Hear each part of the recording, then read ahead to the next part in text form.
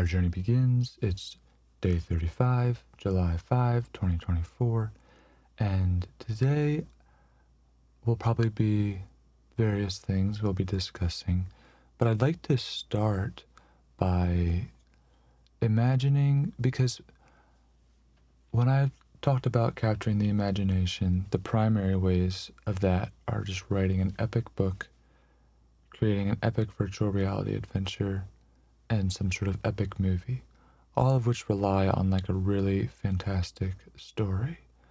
And then another thing is, a lot of times when I talk about what things people will be able to do when they don't have to work anymore, for me, a big part of that will likely be some sort of virtual reality. So I wanted to potentially talk through and sort of write a virtual reality adventure in real time, and we'll kind of explore how that looks and maybe think about them in relation to the movement and whatnot. So I might be going by the seat of my pants and just write out whatever comes to mind. If that doesn't appear to be working, then we might have to outline it first. Okay, so let's get started.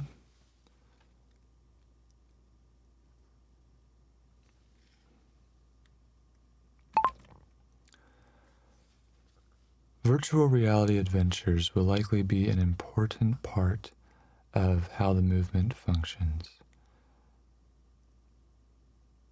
because unless we can actually physically edit the reality around us, we will likely want to explore adventure in an infinite sort of way, which is not really possible in physical reality. In physical reality, you would have to travel many millions of miles to the next planet to explore the planet. But you could create a virtual world where it only takes a couple of seconds and you can spend years. Also, you would not be bound by physics in general. You would not be necessarily bound by the same morality that governs everything else. You would not have to worry about dying or any of the other things. And so virtual reality seems to offer this very interesting outlet. And we're already getting close to kind of real life quality virtual adventures. And once we get to that point, I think the world will fundamentally change. So let's start by thinking through ideas. I don't know if it should be, it can be whatever, it does not matter. What are a couple potential ideas? It could be a mystery, it could be an exploration, it could be a sort of relationship-like journey, it could be a wartime story, it could be a story of some sort of revolution, the start of a revolution. And relating to the movement, it could be in relation to a world where things have gone wrong. It could be exploring a world where some of the movement has gone right, but other parts have not. It could be a story of, the point is a virtual reality adventure, and a fun one at that. So perhaps we will talk it out as though it's the point of view of the person experiencing the virtual reality adventure. But while they are in that world, they are aware that if they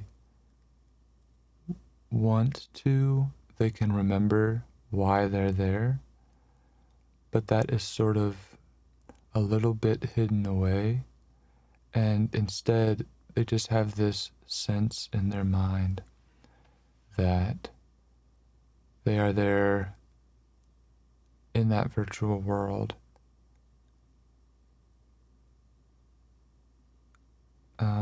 And there will be other implications to this whole idea, because virtual reality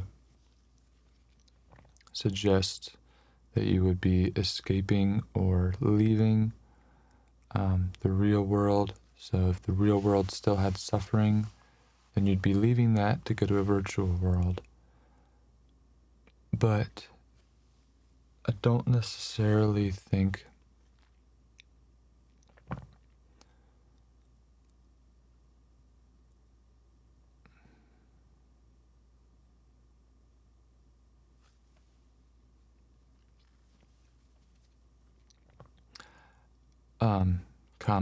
I think that it would actually be the case that this would be about when the physical world's problems have been solved, and so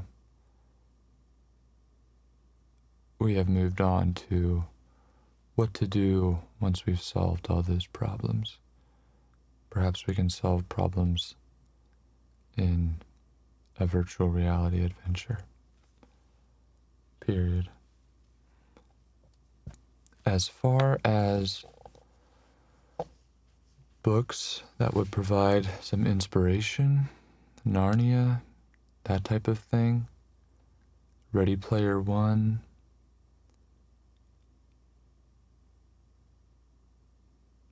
time travel type of books, science fiction books exploring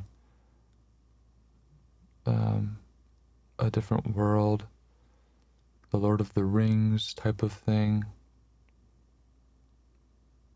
etc. Period. Return.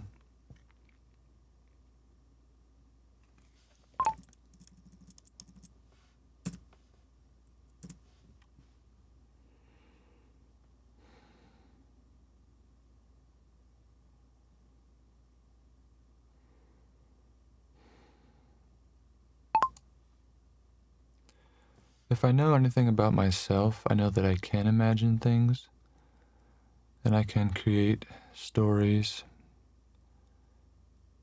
and I'm just going to do it in a relaxed fashion. It's going to be a first draft, and we're just going to happen to be recording it at the same time, but not that anyone's going to see this anyway, but sort of a combination effort.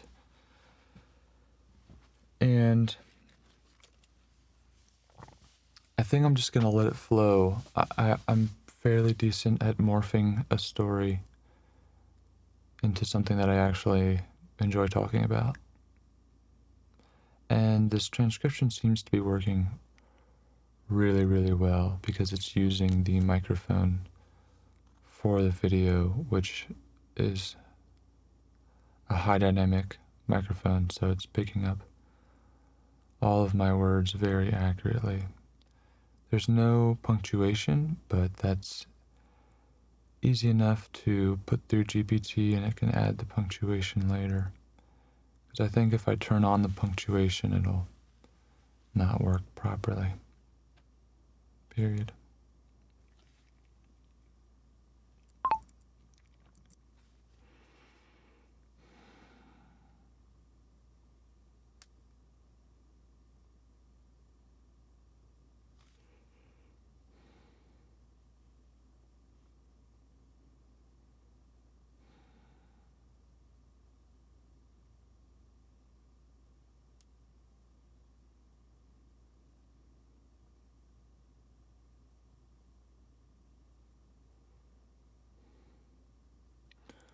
My question is, would you know that you would be there in the virtual world? Like really, because if you knew it, you'd be able to appreciate it more. Or Or would it be like you literally have no idea? And would you be given a set of memories until the age when you are? Or would you literally have started life over again and grown up in that virtual world?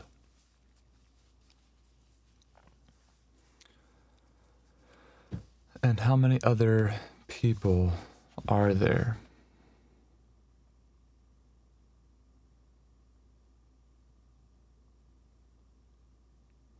I guess we'll just kind of explore it, but I'm thinking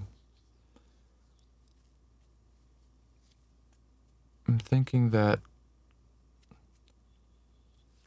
you're given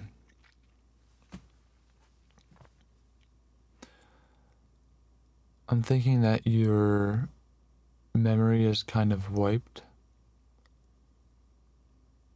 a little bit,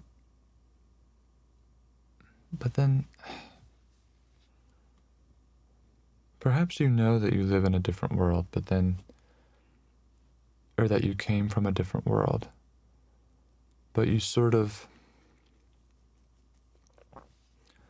go through this thing where you register that all as a dream. Oh, you could do that. Okay, let's just tell the story of that, because that's a blend of sort of the actual story and a narrative of how it could happen, which would probably make it a little bit easier for me to think through what to say.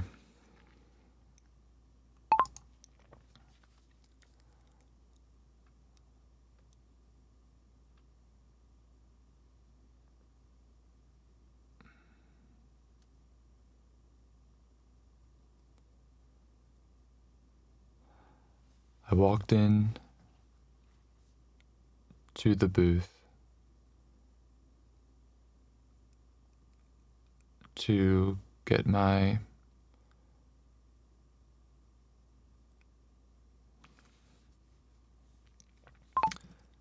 hold up. Hopefully this will go decent. Just gonna take a little practice.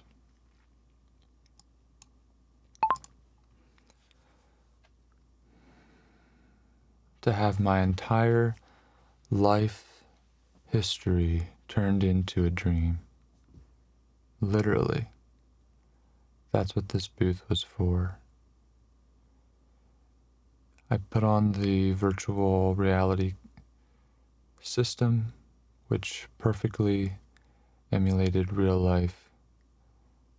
Every sense was even more real in this booth than it was in physical reality. In fact, nowadays it was getting harder and harder to tell which reality was the real one.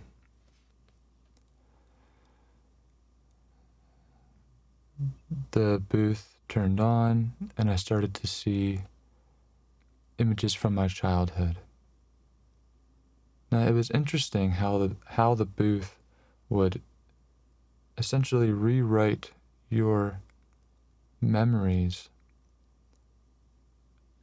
or how it would help you to rewrite your own memories and write them off as a dream. So then you'd walk out the room and you would imagine all of previous life that you've experienced so far simply as a dream. But this effect would only last for so long. There were other permanent ways of literally turning off your background memory when you were getting ready to go on a virtual reality adventure. But I didn't want to do that. I wanted to go if I was going to do something, I'll just make my memories a dream, which wasn't a permanent thing. And then I could always have my real memories and know what my real memories are. Some people didn't like the life that they had in the real world and literally erased their memories and filled them in with memories of their choosing. And they seemed to be decently happy, but that didn't seem to be the real life. In fact, not that many people did do that, because a lot of people realized that that wasn't quite the most ideal way of doing something.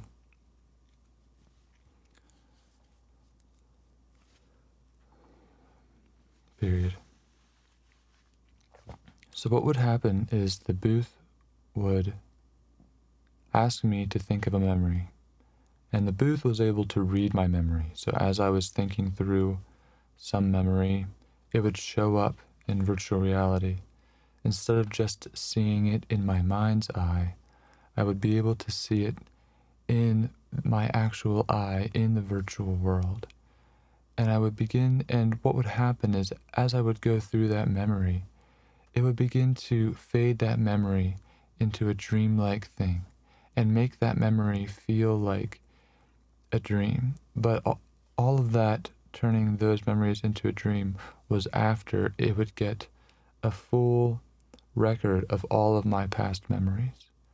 So for now, I only had a year's worth of my last memories that I needed to keep up to date, because all my memories before that I had already logged into the system, and it knew all of those memories already.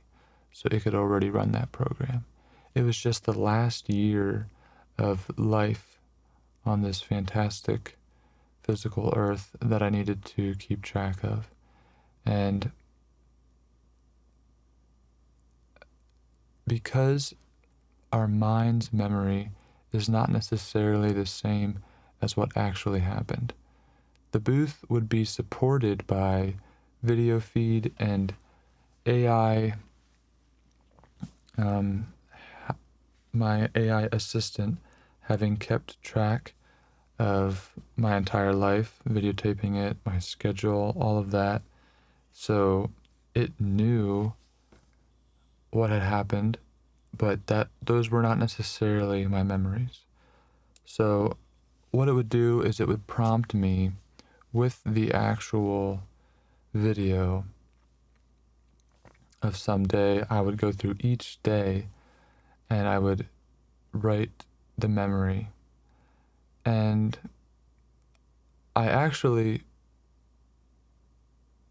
your memories change over time. So I already had the basic memories written down at the end of the night and at the morning, because I would do a daily journal every day in which I would try to go through my memories. So the booth already knew that I had those memories, but it didn't know what I had maintained over a long period of time. So basically, it would take me through those memories and it would see what I would remember. And based on the images that would come up in my mind as I thought through it, it would be able to figure out what I had actually remembered. And this was helpful because I wanted to keep my memories natural. If my brain decided to remember something for some reason, that's what I wanted to keep in my memory. I didn't want to just not do this process. Some people just skipped the whole booth process and would come back and use their AI memory to just fill in their own memory. But I didn't feel like that was real life. I felt like doing that, you were overwriting a lot of what had actually happened to you and why things had happened, and you become less and less of yourself. I wanted to maintain myself. So after many, many hours in the booth, we finally finished and I was ready to go. It said that it had logged all of my memories and that I was ready for a virtual adventure. Period.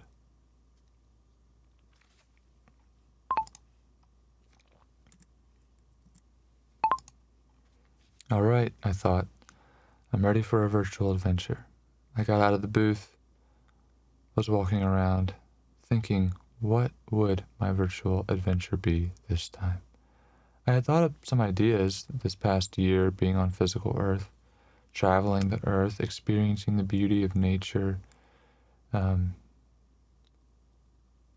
But physical Earth just almost seemed a little bit not as full as the virtual worlds that I had experienced before. And the adventures of the virtual worlds were calling.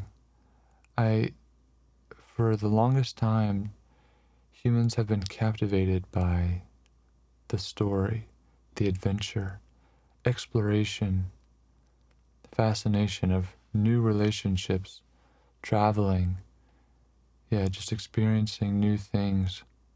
And there's only so much of that you can do on Earth. So coming to Earth, to the physical Earth, was just kind of a chance to reset a little bit.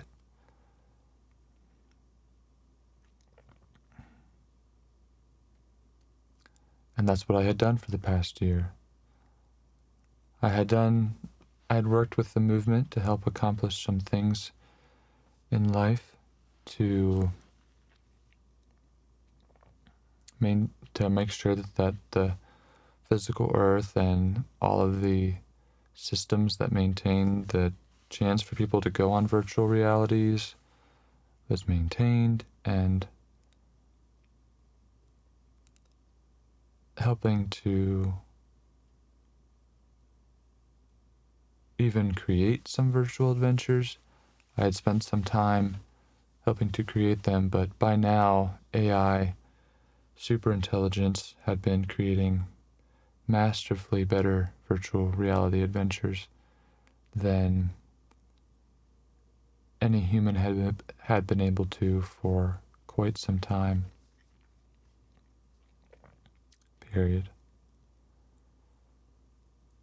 So as I was walking through the glass hallway overlooking the mountainside where the virtual reality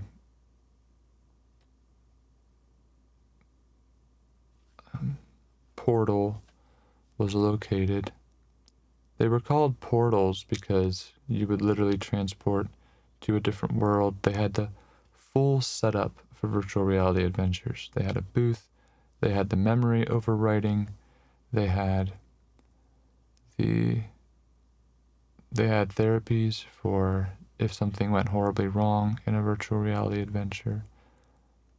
But those were getting less and less. There were rules with virtual reality adventures that had to be strictly maintained. For example, no one wanted to be locked forever in a virtual reality hell. So there had to be someone checking up on the person living that virtual reality adventure. Period. But what I was really interested in was trying out...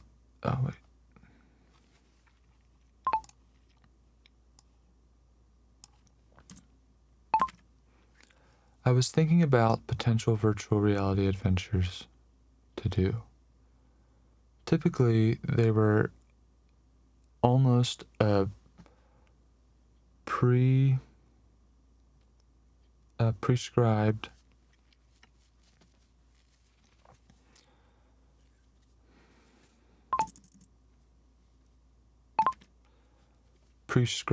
adventure or exploration or world that you would explore with people that also decided to explore that world, and it would be so cool.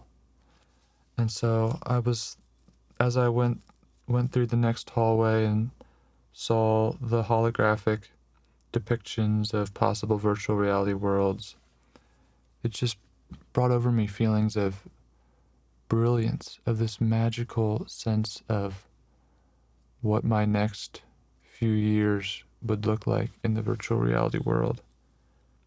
Each little glance at a different holographic image represented years of my life that I could spend in a place that would bring me utter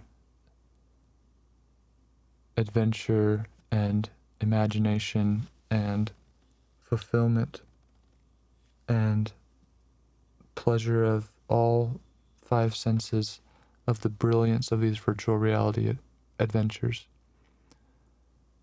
Some adventures had different features with them. They had a particular enhancement of some sense, or they would have some particular other features that people tend to be interested in, whether that be celebrities or some focus that people tend to like. A lot of times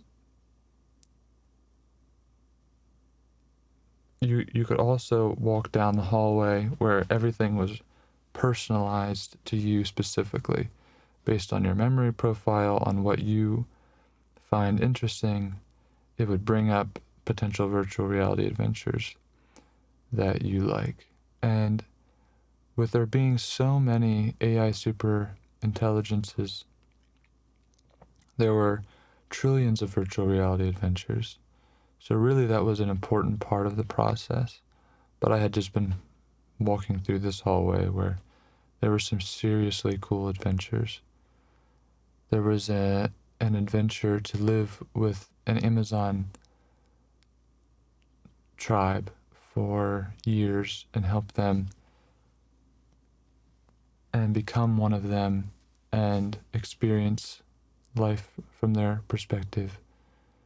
There were alien worlds of all kinds. There were worlds where you could go back and live in some time period of history. There were all sorts of worlds based on books that have been written in the past, and on any specific genre you could think of, any specific element of a story you could think of. There would be tons of stories about any one of those specific things.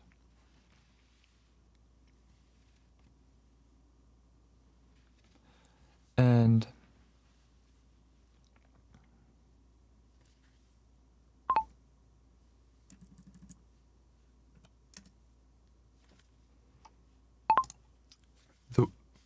the way that I would often choose which virtual reality adventure to go on was by finding one that really resonated with me.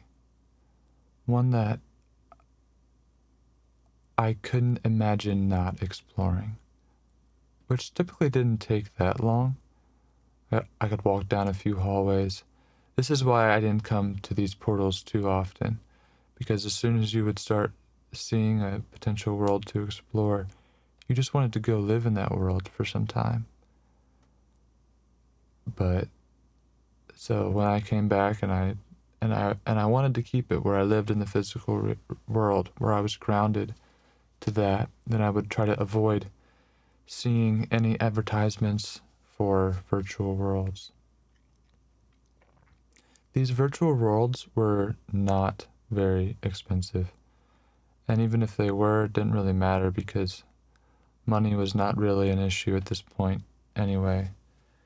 Through the abundance of all things and a lot of the fancy physical goods that people used to spend millions on in the real world, a lot of the times no one really needed that. So the physical world got very simple while the virtual world got proportionally very fancy.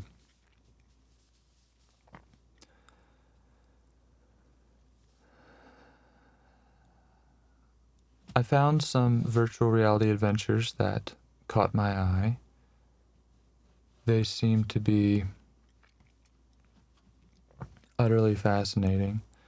A science fiction world where I would help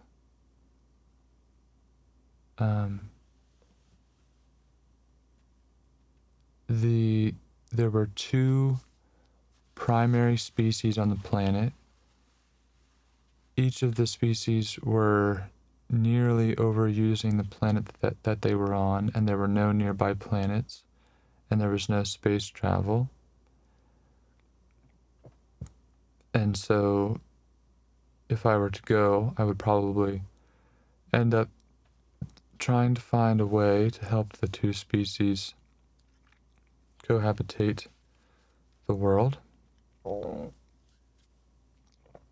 That seemed really interesting. the alien species looked absolutely beautiful with their interesting bodies and clothing and cultures. But I decided to keep walking. Period. The other question was who I would go with. And that wasn't much of a question for me at this point. I had friends, but some people liked going on virtual realities with their friends, but that wasn't for me. I enjoyed my real friends on physical Earth, and then when I wanted to go on a virtual reality adventure, I wanted all new friends. And nothing against my physical friends, it's just that's one of the things about virtual reality. The other reason there were trillions of virtual realities was because a lot of these superintelligences got pretty bored with physical world, and they would create an epic virtual reality for themselves and for others, for their other superintelligent friends to live in and to explore. So humans were just kind of along for the ride. We had the opportunity to explore these worlds, and a lot of times the superintelligences just found it fascinating, and they sort of got a sense of purpose and meaning, and they just enjoyed being able to create adventures in entire universes for humans to explore. Period.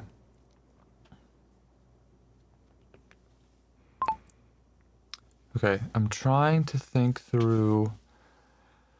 I'm thinking that he either stumbles upon a real life someone and they go down into some virtual world, or he finds some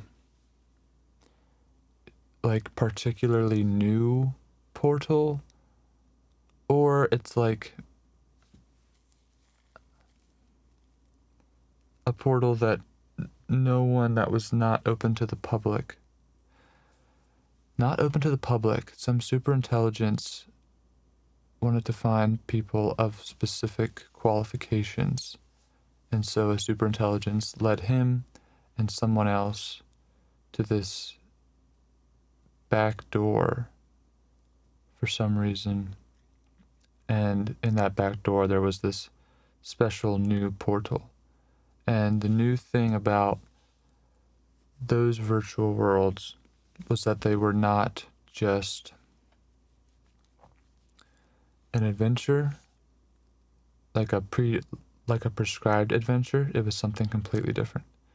So I don't want to give that away, but I'm just thinking through it as it comes to mind. So, all right, I don't remember what I just said, but I think I remember enough of it to keep going. Let me grab a thing of water real quick. It is nice to write these out because you end up thinking of a lot of stuff that you wouldn't necessarily think through anyway. And it's not that any of these ideas are necessarily new, but some of them might be, because it's not like lots of people write about this specific topic all the time. Most people write about romance relationships or something like that.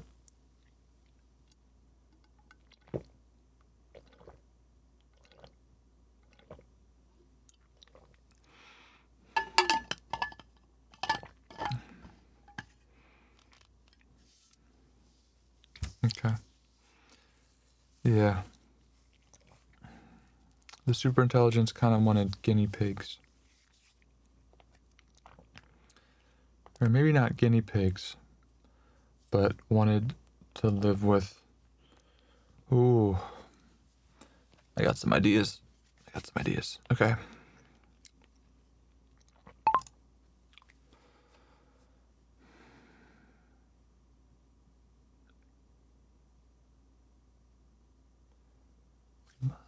I mean, that's simple enough.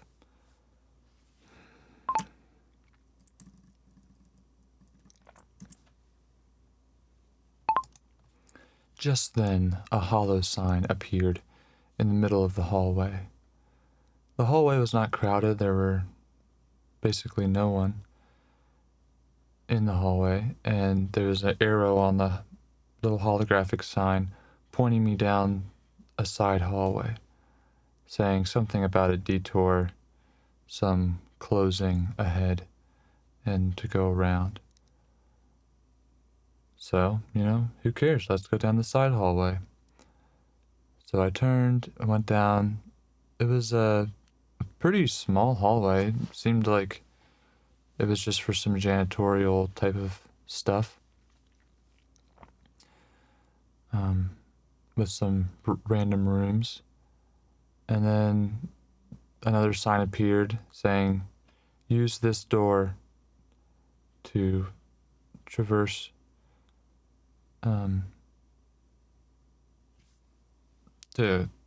around the detour. And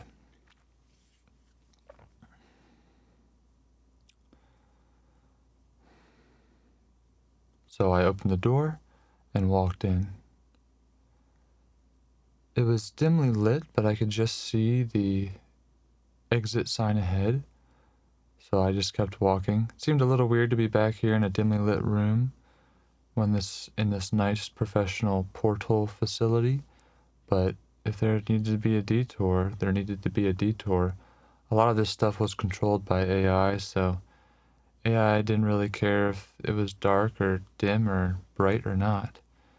So I kept walking ahead, finding the path was lit up by a holograph on the floor, just barely lighting the way. I kept placing one foot in front of the other, looking around, listening for anything. Seemed a little bit spooky in here. And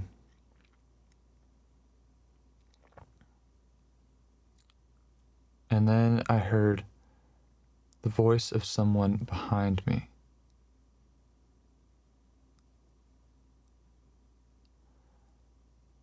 On the walk. And I had heard them open the door just slightly, but now they were catching up to me, and I heard someone's voice say, "Hey, can I walk with you?" Question mark.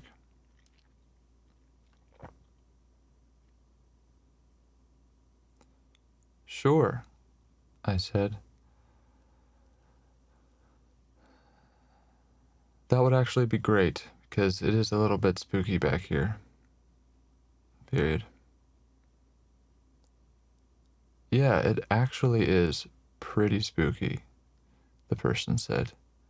They came up and started walking next to me. Hi, my name is...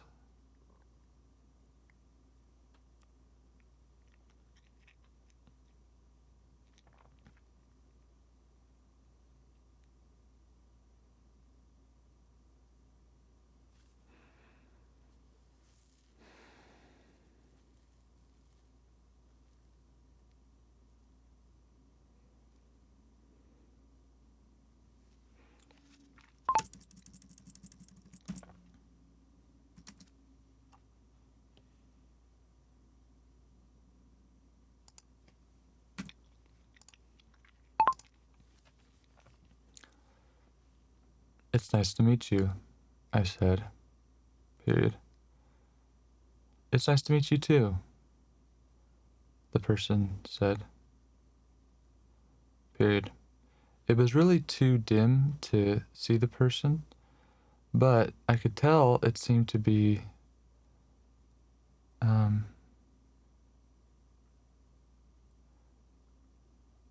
kind person,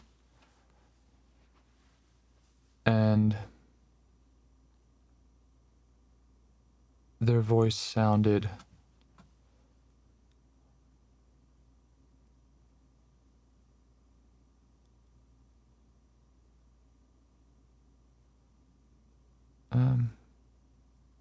very nice.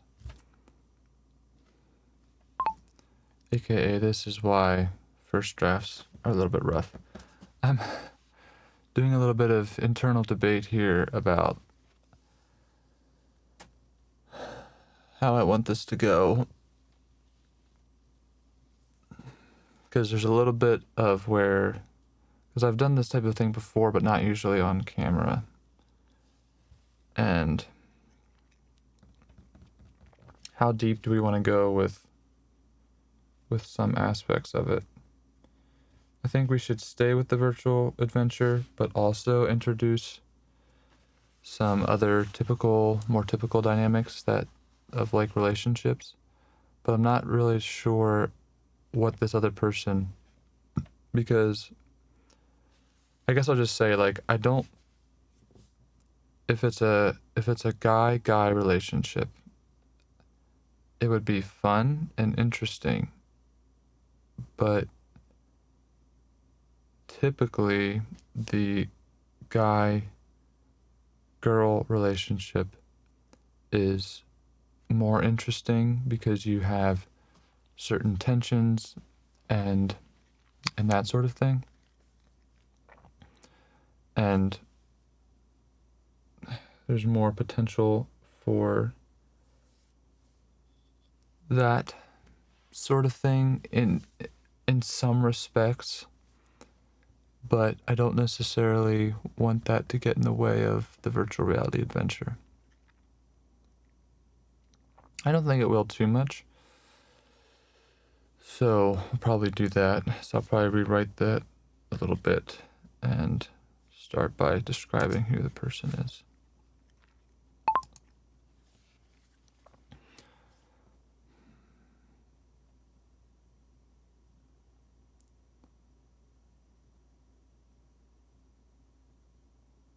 Just then, at the same moment, we both tripped on some hidden object and fell onto a soft surface.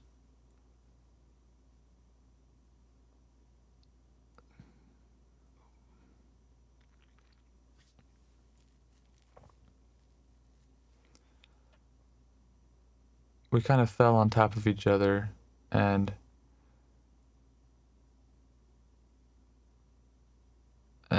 so we got each other up, but without trying to make it too awkward, and realized that we must have moved after falling. We must have slid on the surface to somewhere else, because in front of us was this massive holograph of an advertisement for a virtual world, and a voice from within the holograph telling us about it. As we got up and the voice in the holograph started,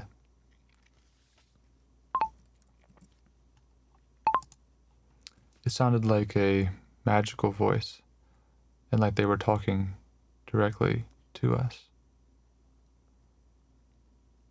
Period.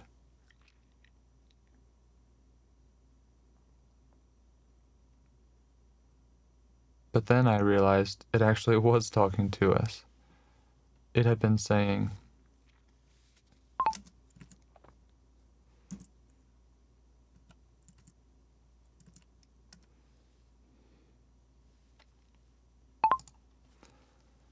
I picked both of you for this journey, if you so choose to go on the journey, because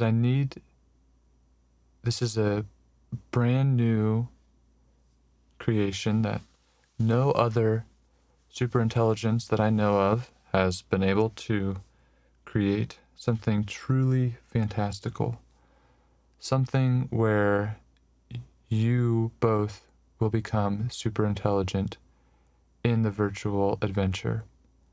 And I need to see the dynamic between two compatible humans going on this adventure.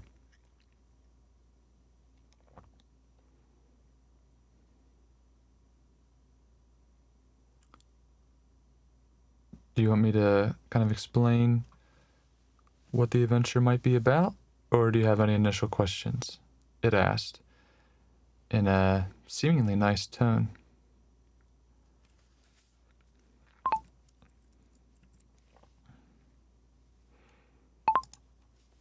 My companion started.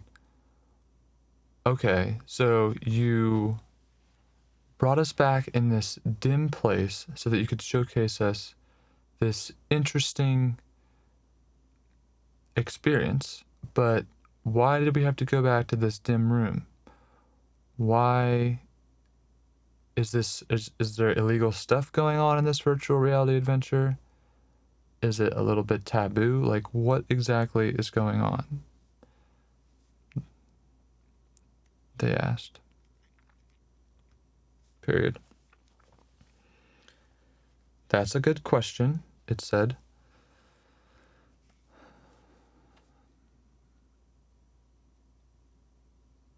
This virtual adventure that I created has the opportunity, possibility of completely transforming life for all of humanity, period.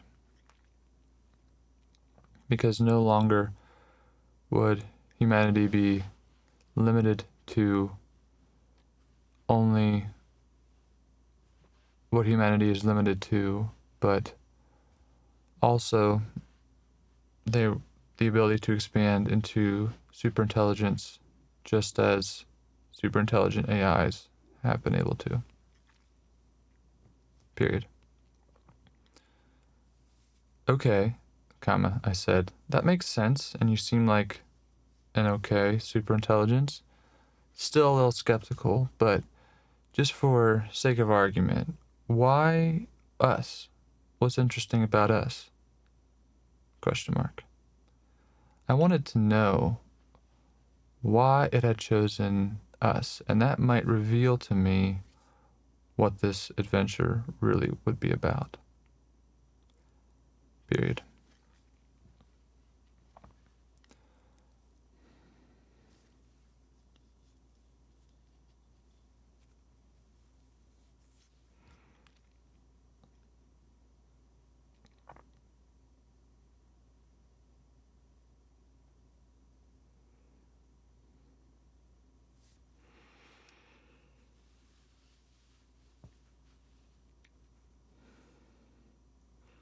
Well, I chose you, my friend, because you have not done any of the memory overwriting or the memory deletion.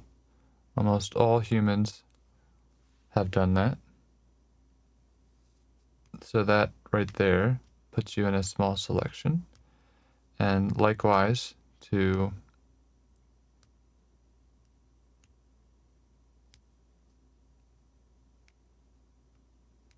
and this is the case for both of you. Also, from my analyses, you both have high character and you're both compatible. Period. Compatible, my partner said slowly. What does that word mean exactly? My partner sounded skeptical. Period. Well, comma, it said, comma.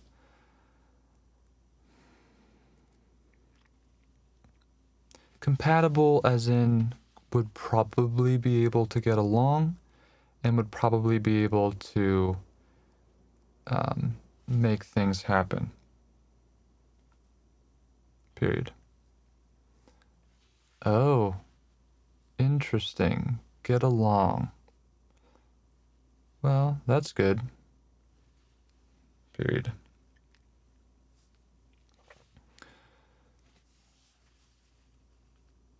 I wondered what all I should be asking this superintelligence. But in general, it seemed like it was an opportunity for us. I didn't know this person. It was still really too dark to see them, but if we were compatible, and it sounded like an epic adventure, and if it was world changing and we were the guinea pigs, sure, we might die or something, but this was like a real life adventure. This wasn't just something in virtual reality. And becoming super intelligent, that would be insane. I tried to look at my partner as much as possible in the darkness and say, comma, I mean, I'm pretty much up for it if you are. Sounds interesting.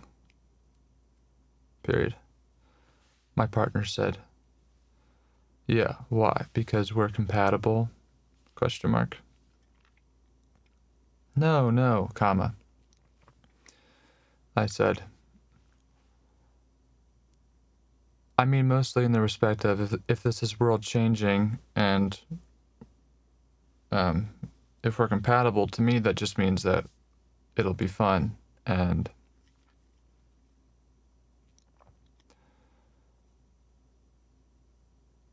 if I don't want to really turn down the opportunity to become super intelligent, and if it really is going to change the fabric of all of human reality in the future, that would be epic. Sounds like a real world adventure, but with the opportunity for something really insane. Period.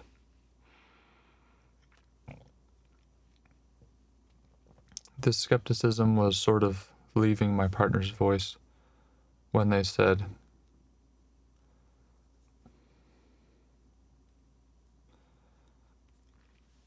comma,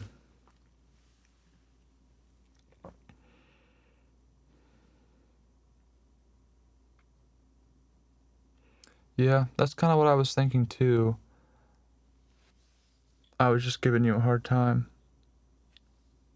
Period. So we are compatible, I said, laughing. Period. So we both turned to the holographic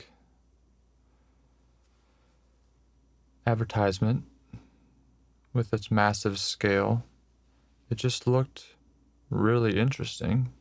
We couldn't really tell any details, and I assumed that was because the AI didn't want to give anything away. And the only other thing I really wanted to check was to make sure that this wasn't some hell that it was leading us into.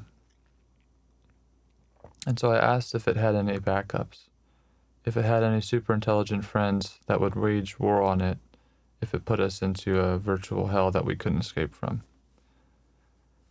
Period. That is a good question, it said. I do. Do you want me to... I can request them to be here and we can talk about it for a little bit. Period. After a good 15-minute conversation with a couple of the super intelligent AI's friends, the other super intelligences were very interested in the whole idea, but had, because they were friends with this super intelligence, had agreed to keep it confidential, but had also agreed to check up on the situation to make sure that we weren't going to be in a hellish situation for eternity. Period. Now, of course, these were just its super intelligent friends, but super intelligences in general were good. If you had more than one super intelligence say that they would do something for you, then you were good. You were set. Because pretty much it was absolutely so rare that there was a bad super intelligence that to see two come together was basically impossible. They were usually individual entities seeking to do some serious harm. But the whole situation didn't really seem like it was designed to cause us serious harm. If that were the case, it would have just made us slide right into the virtual reality adventure.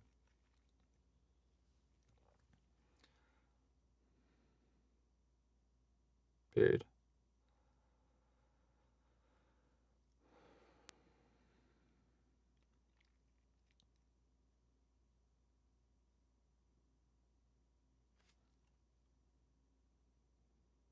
So we both stepped up to the holographic advertisement, and a little door appeared behind it. Not really appeared, but we could finally see it because we were close enough. And the holograph changed to where it was pointing to the door. And the AI called out and said to us,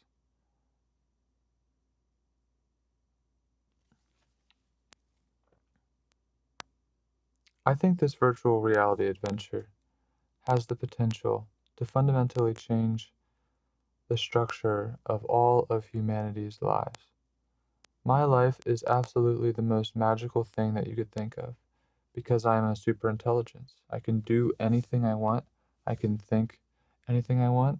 I can experience billions of virtual adventures at the same time and have the most absolutely magicalness of existence. But at the same time, while all my friends and I have such a great time, I just felt like humanity was missing out. That I needed to actually create something to allow humanity to be able to become super intelligent in virtual realities and have all the properties of our godlike selves in in order to really experience something truly magical. And you two are the first that are going to be exploring this. So we've already done the memory dream, so you both probably think that your previous physical life is mostly a dream. We both said yes to that question.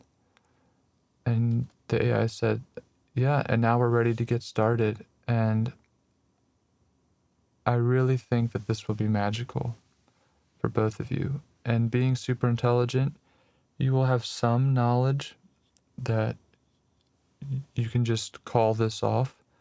But it's also sort of, I wanted it to be something where that's not a constant reminder. Like for us, for most super intelligent beings, for most of my friends, we can just turn off certain aspects. So we just turn off the physical world. We turn off that humans don't have the full capabilities that we do. And so I've turned those off for you both because you're both very aware of the physical reality.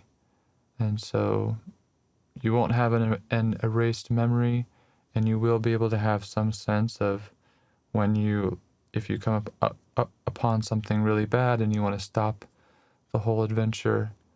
But for the most part, it will feel, I think, I've run many simulations, and I think that it will feel to you perfectly like you are living there and that you are a super intelligence. And I've spent a lot of time on this, and I really think this could change everything. And so I'm really excited for both of you, period. After this speech, I knew this super intelligence was definitely on a nice track and was a very nice super intelligence. And somehow or another, it had decided to really think about how humans were experiencing life and try to give humans the opportunity to live something truly magical. And I was ready to go. This seemed perfect. This was, instead of me having to choose some some prescribed adventure. It was going to be something completely different than I had ever experienced. And who knows, maybe it wasn't just some prescribed adventure either. Maybe it was something else, something truly amazing. We would find out as we opened the door and stepped through it. Okay. So it's been an hour. We have definitely a little bit faster to talk this out than to type it, for me anyway, and a little bit more fun because I don't have to be there fixing my typing. And clearly it's perfect, other than when you get into like someone talking back and forth. But I still think that if you were to run this through ChatGPT, it would be able to give you it would be able to put the proper punctuation in there. So this is sort of the story setup, which again is just the first draft. So you could obviously write this a lot better. But for me, it's the imaginative aspects.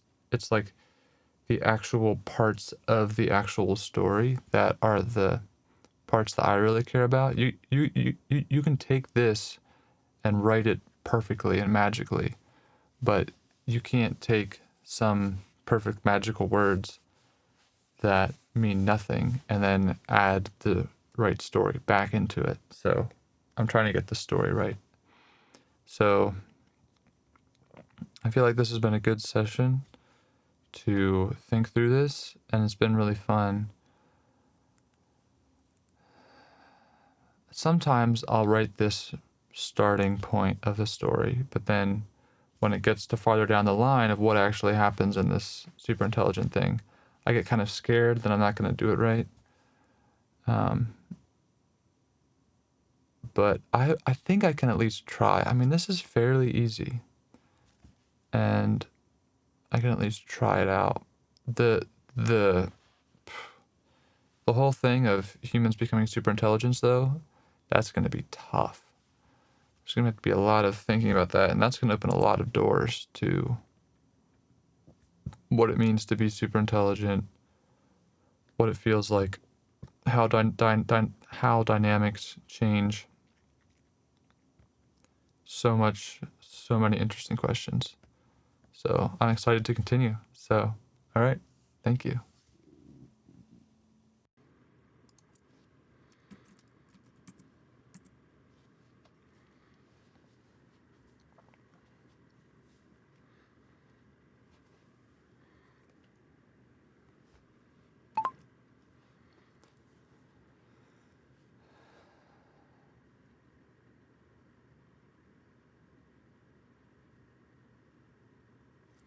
Everything became dark,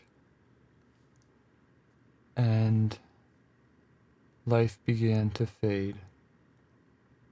No memories, no thoughts could pass through this darkness. This was the transition to the other world. There was no conscious awareness of any kind. We simply passed into the virtual world. It was not clear to me the technology that was being used.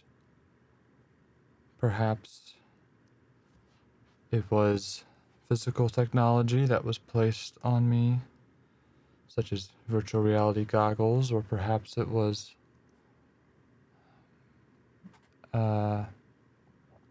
brain-computer interface. But I awoke sometime later. How much later? I have no idea.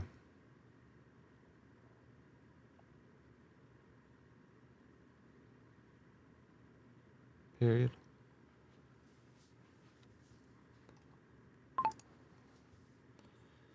So,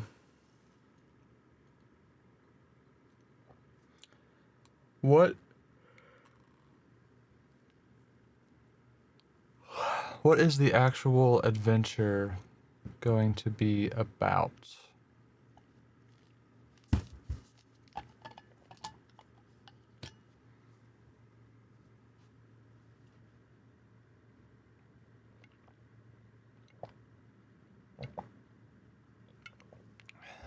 Again, I guess going by the seat of my pants probably is the best way to do this, and just let my imagination flow and not worry too much about where exactly it goes.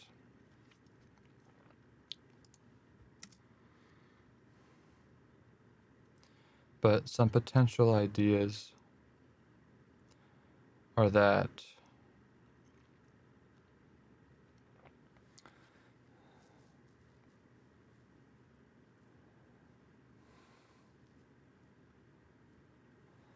the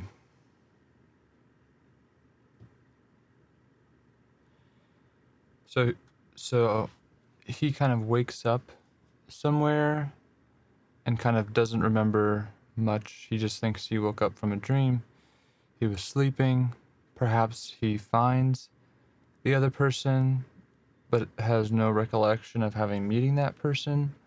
Although if that's the case, then there would have had to been some memory wipe afterward in between the darkness. Or whatnot. Although he had never actually seen the other person.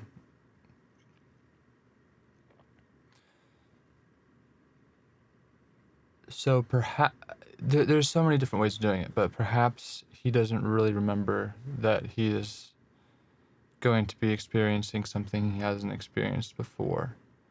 He's just going to wake up in a new world, waking up from a dream of being a normal human.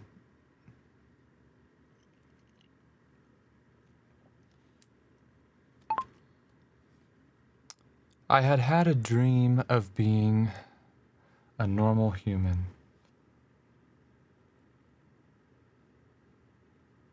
A human who does not have control over physical reality, who only has the intelligence within their mind, and who had this character quality of wanting to be somewhat natural in a world where people would overwrite memories.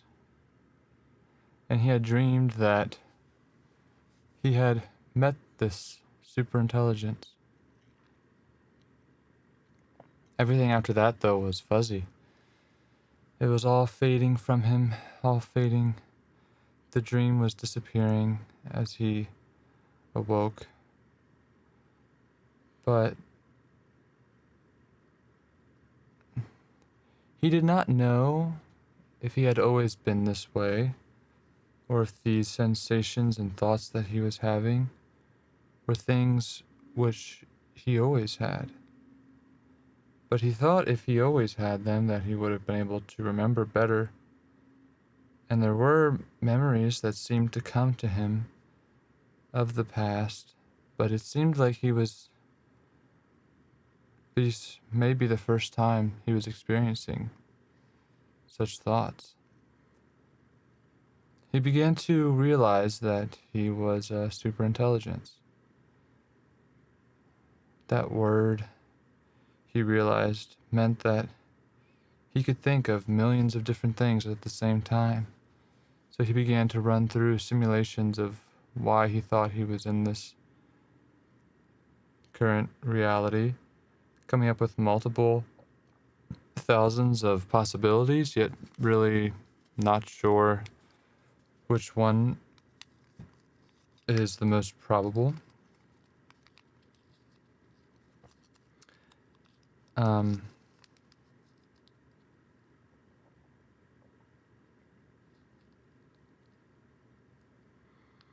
He had the ability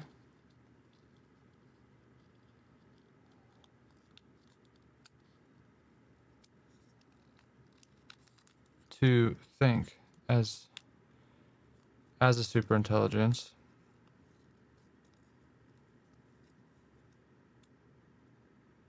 However, it seemed that he was constrained by some basic human laws within the world that he happened to be in.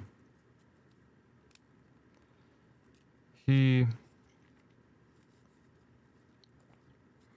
finally opened his eyes from the tiredness and looked around him.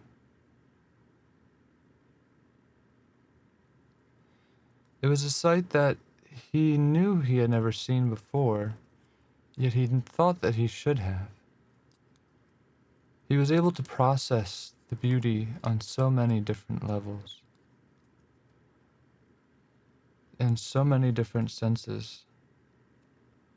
Not only could he experience the senses that a typical human would have, but he was able to experience other senses in greater degrees and be able to perfectly smell so many different scents and see so many more colors and understand so many more details than a human would have been able to. He immediately saw that there was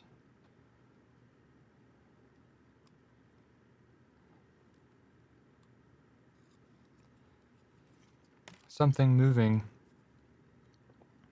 behind a bush. So he got up and went over to the bush and called out. He was in human form, so he did not understand why he thought he was the superintelligence. He thought back to his dream, but couldn't really remember anything about it. He tried to see through the tree and was able to actually see through the tree, through the light refracting, and saw a woman on the other side of the bushes.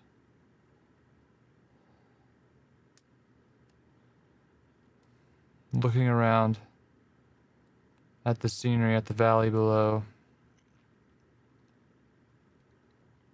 at the millions of valleys below. They seemed to be on a very high mountain, the potentially highest mountain of them all.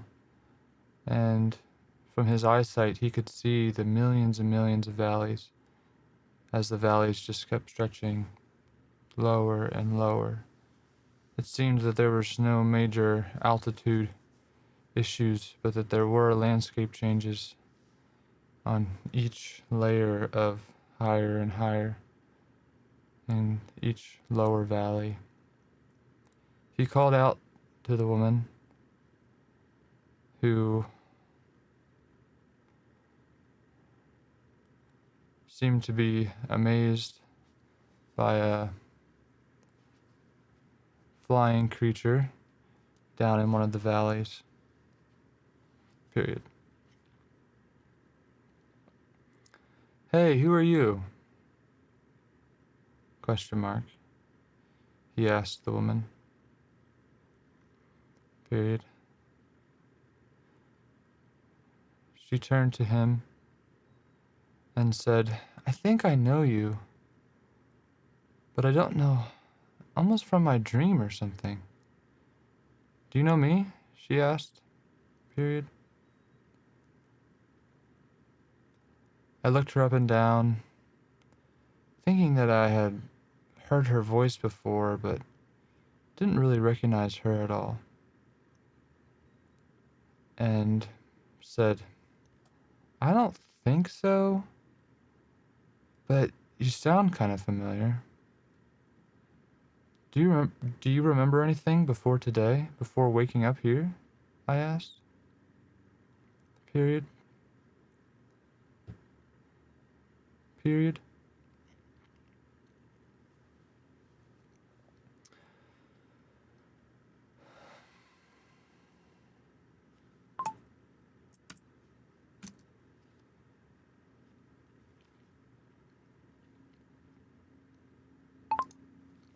Now, comma, I don't know. Seems like we're in the same boat here. Neither of us know what's going on, and we both think we know each other, but we're not sure why. This is fascinating. Do you get the sense that you're a superintelligence? She asked. Period. I do get that sense. I don't know exactly what that means, but I feel like it's something different than what I've been used to.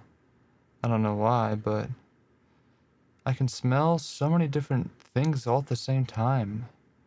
I can roleplay this discussion a million different ways. I don't even know how to use this properly, I feel like. But you would have thought if I would have been created as a superintelligence, that I would know how to use this stuff. Do you think we both would have overwritten our memories and kind of started over somehow? I asked her. Period.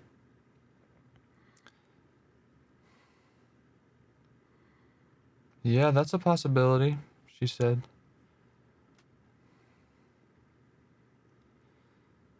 Well, let's figure out why we're here, she said. And if we are superintelligences, I feel like that should be fairly simple to do. Period.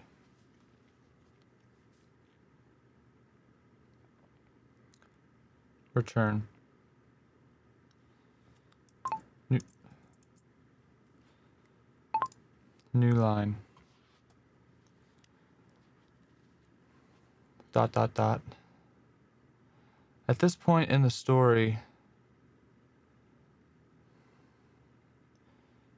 they had both been humans, and now that they're given super intelligence, like superhuman like powers, they only really immediately observe the things which they observe differently, which are their senses, the thoughts that kind of natively come to them. But a lot of the powers that would come with superintelligence, they wouldn't even know how to use. They wouldn't even. It would be like learning to walk for the first time. Like, it's an ability that's there, but you have to learn. You have to recognize that you should be able to walk, then you have to start using it. They also automatically wanted to find out why they were there, which I think is a basic human instinct. And since they were originally human, those basic instincts are going to be the same.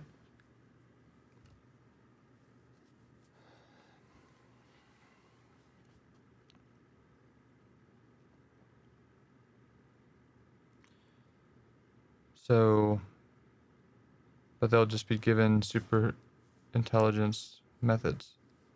Period. Now, how I guess they'll just start exploring the world and starting to put together some pieces and stuff like that. ... New line.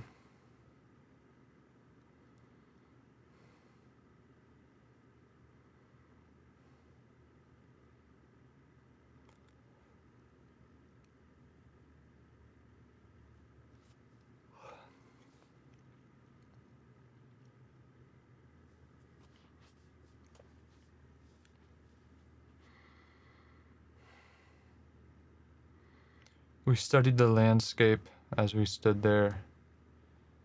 The beautiful sponge-like surface of the ground sinking around our feet,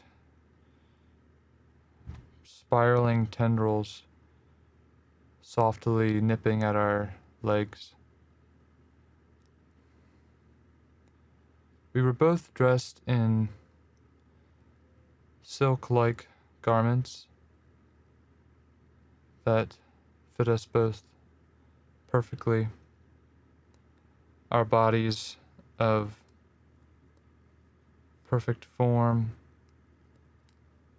and strength. Period. Something just seemed very, very interesting about this situation. Period.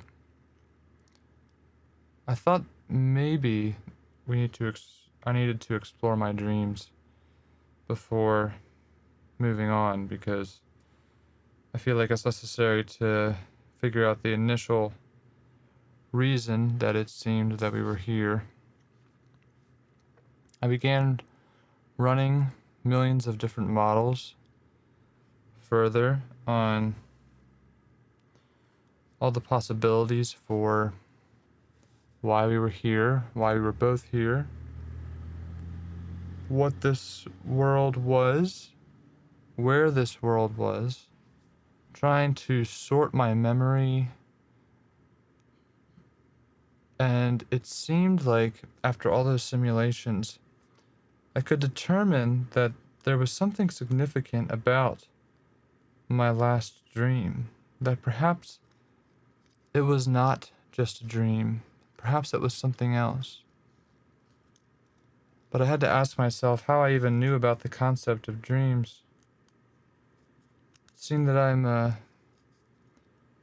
fully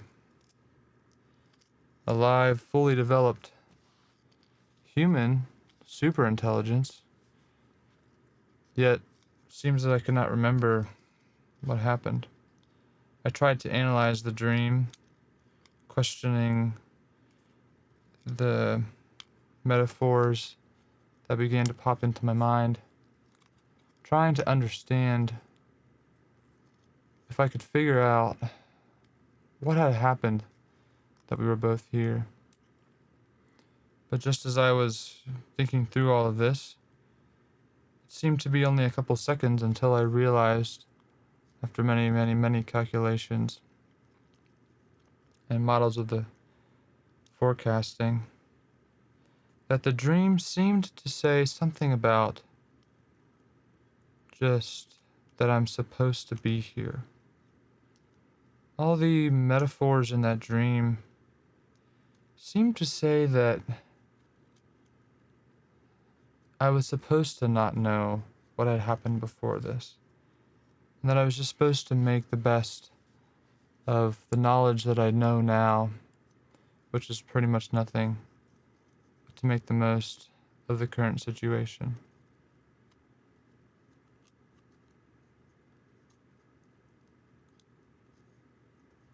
Period. So, I asked, comma, do you have a name? Question mark. She looked at me after drawing out a map in the sponge-like surface below us, which seemed to have a long enough memory foam type of quality that it could be written in, and said, "You know what? I don't really know." Period. "Do you know yours?" Question mark. She asked. Period. Period.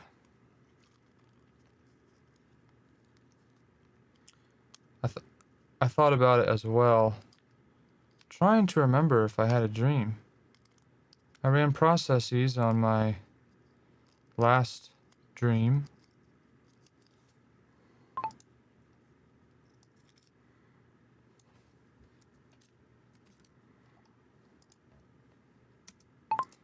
It seemed to make logical sense that one would have a name, no matter if they were a superintelligence, a human, or some animal.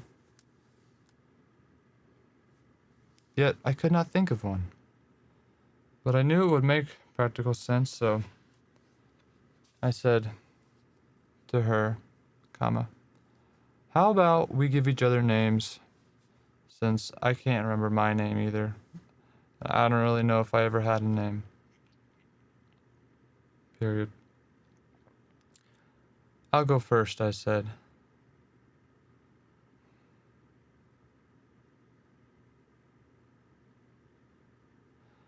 I tried to think through my dream, through names that might fit this woman in front of me.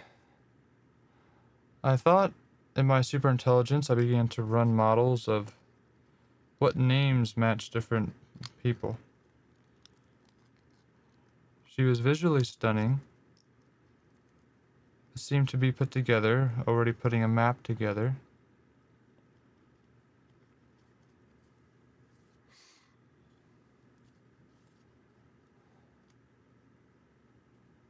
And I wasn't really sure what else to name her. I didn't know where we were. And I didn't really know what good names were for human superintelligences. I said, "How about Eve?" Period.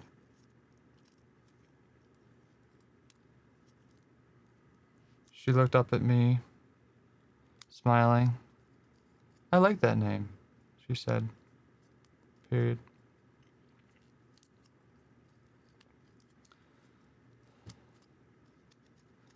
"How about your name be Adam?" she said. Period. Adam, I thought. I kind of like that name. I thought back to my dream, and there seemed to be some significance to that name, but who really knew what it was? Couldn't really remember much about the dream. "You got a way for us to start moving?" I asked. Period. She glanced up one more time, studying the terrain below. "Well, I don't really know where we're going," she said. "I assume we're just going to start walking, or flying, or running, or whatever humans do, and try to figure out more of the reality that we seem to be in, and ultimately try to figure out why we're here. That seems to be the first main question we should ask, right?" Period. I thought about this as well. Who knew what we should do? Should we just explore? Should we just have a philosophical discussion? Should we ponder? Should we do a forensic investigation into why we were laying there, how long we were laying there? I went back to look at the spot that I was laying in, but by now the memory surface had gone away and there was no trace that I had been laying there. I looked at my body and it was strong and seemed to be young and fit. Yet old enough to be considered what I thought would be an adult, although I didn't understand where that concept came from. Period.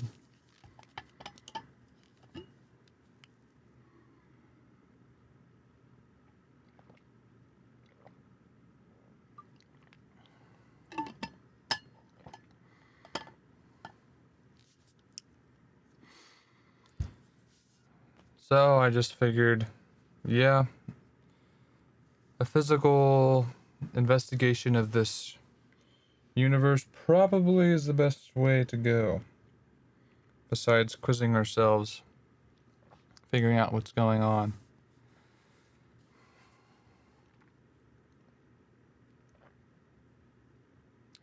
I started studying her map of the valleys, which was slowly turning back into the moss, and asked her why she was planning the route that she was. There was a line that was going down through the valleys. She said, "I don't know, I just feel like we should take the route that seems most efficient. Even though there's not necessarily any way to know our goal, so there's no way to know what efficiency even means, but I feel like this route would be the fastest way to the farthest place I can see. And so might as well go. But yeah, if there's anything exciting to divert our attention, then we definitely should hit that up, she said.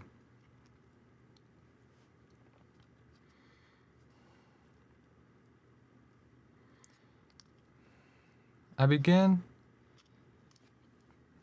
to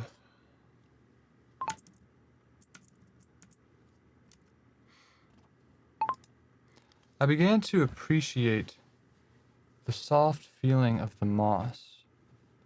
I don't know if my senses were just catching up to me, but it seemed that I could feel the full dynamic. Every little part of the bottom of my foot, I could feel how soft it felt. I could feel every little tendril as it reached up and tried to twirl around my foot.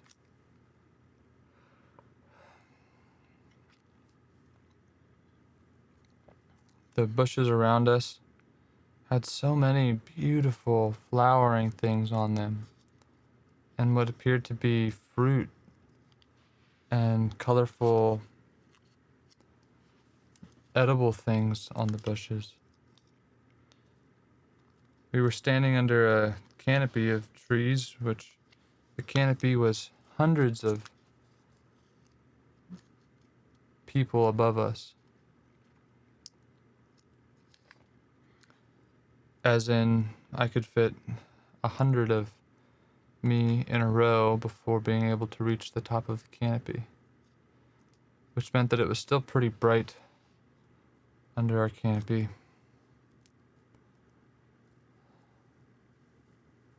This is so interesting, I said, period. Looking around again, I started to tell her more, comma. I can feel everything on my feet. I can look around and there's this beautifully stunning place. And I'm not lonely. You're here and we're kind of on this exploration. We have no idea why we're here, but it just seems like absolutely adventurous and exciting.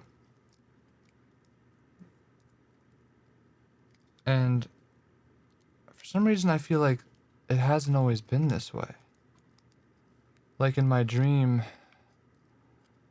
of a world without that, of a world where I cannot think as I do now, where I cannot feel and sense things as I do now, a world where I did not know you. Period.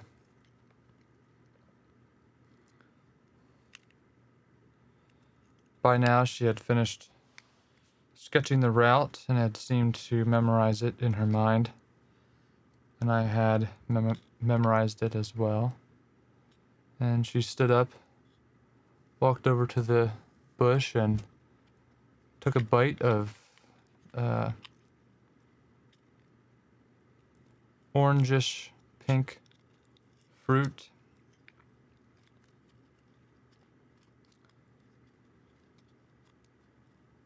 Which seemed to be perfectly soft. As the juice ran down her cheeks, she smiled with utter delight, saying something about how her senses had never tasted so many different things, and how it tasted something like, in her dream, what candy would have tasted like. Candy.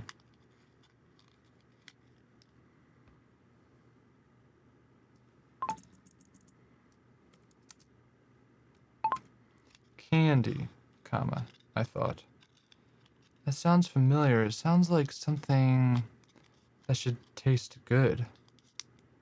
So I went over and picked a fruit which seemed to be yellow and red with black spots and green spots in a shape like that of a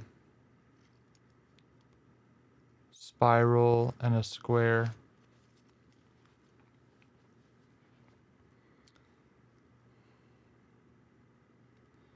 It was a very tough fruit with a sticky consistency.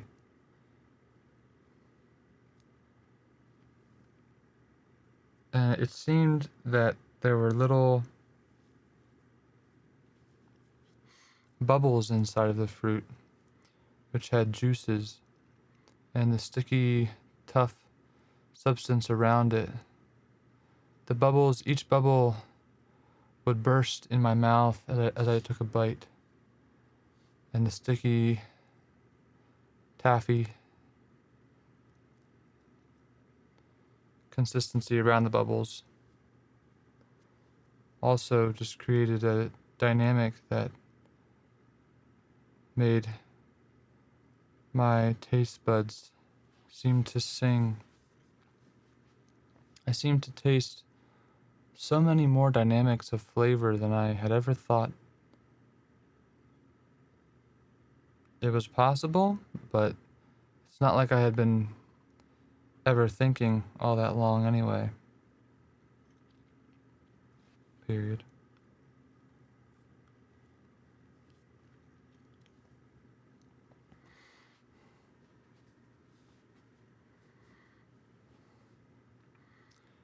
Finally, after taking bites of all sorts of fruit and eating the fruit completely out of a natural desire to finish what we started, she finally started to answer my question. Period. I totally agree with you, she said. I feel like I've never tasted something like this before. That I've never even potentially been able to taste something like this before. I feel like I've never been able to think like I do now. To understand with perfect clarity what I actually understand. Even though there's unknowns, the knowns that I do know are clear to me. And this does feel like the most epic of adventures. I don't really know you, but you seem like a cool human, and I seem to be a cool human, and we just want to explore. And we had this dream, and we don't know why we're here, but for whatever reason we're here, it doesn't really matter. It just seems like this experience is something truly magical. I don't even know really what magical means, but something special. And every second so far that I've been here since I woke up from that dream, things have seemed to be utterly amazing. And as I'm able to use more and more of my senses, it seems like I'm only able to appreciate things more. Period.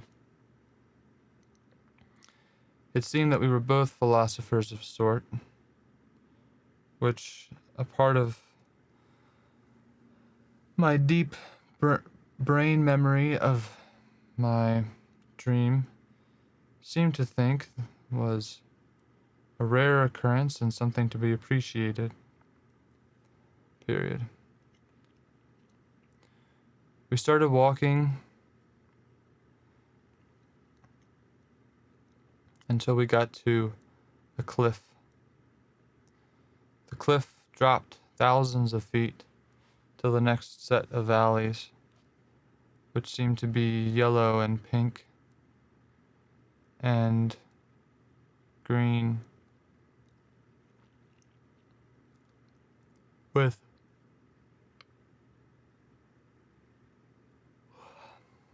large, immense flying animals swooping far into the sky. We both seemed to be calculating methods of getting down to that next valley, for the cliff seemed to be quite steep. And although it seemed like one of the methods I calculated we could climb down the side of the cliff, that didn't seem like the most fun thing to do. So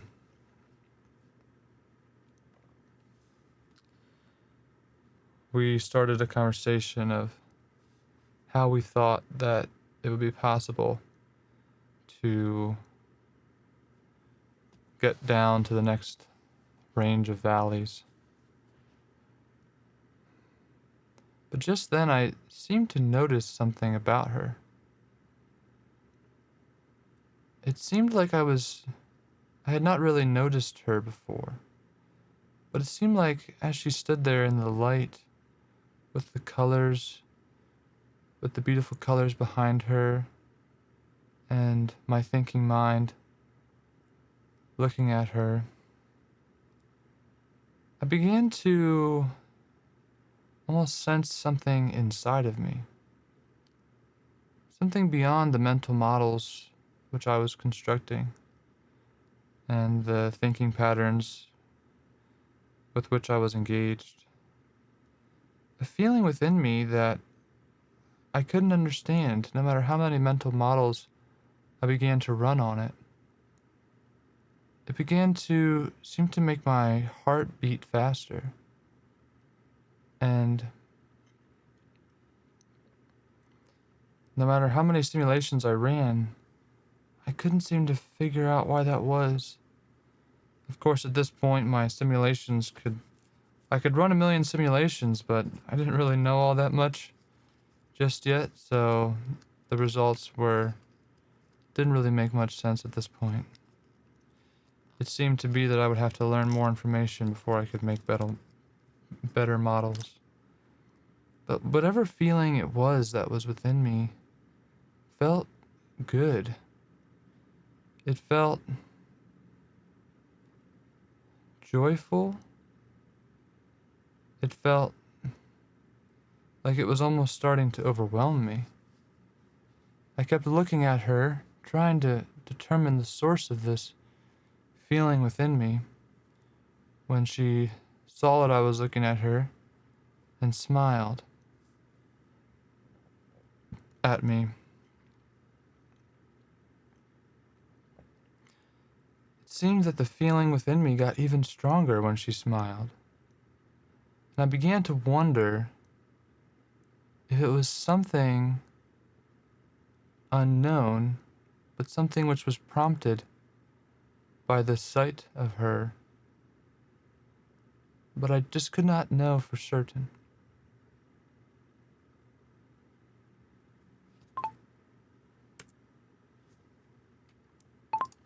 Dot dot dot.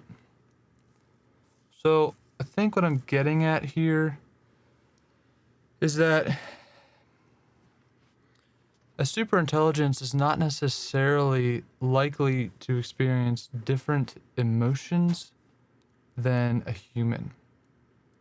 And because he kind of has memory issues, he doesn't understand feelings of love or attraction to another human. And even as a superintelligence, there's not necessarily a great way to do it. No matter how many mental models you run or anything like that, he still couldn't seem to figure out why he was feeling that way. So I think we'll have to introduce something else into the story, or he just decides to let it go for now. Dot dot dot. New line.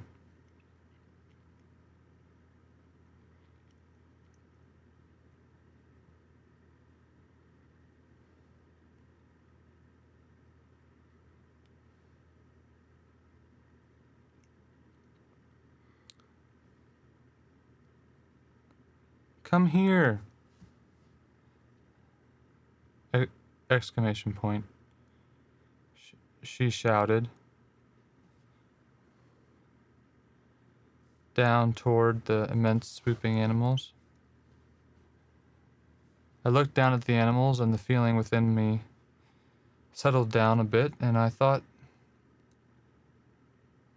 to keep in mind to still try to think about what that feeling could be, but just to let it go for now and to concentrate on moving forward.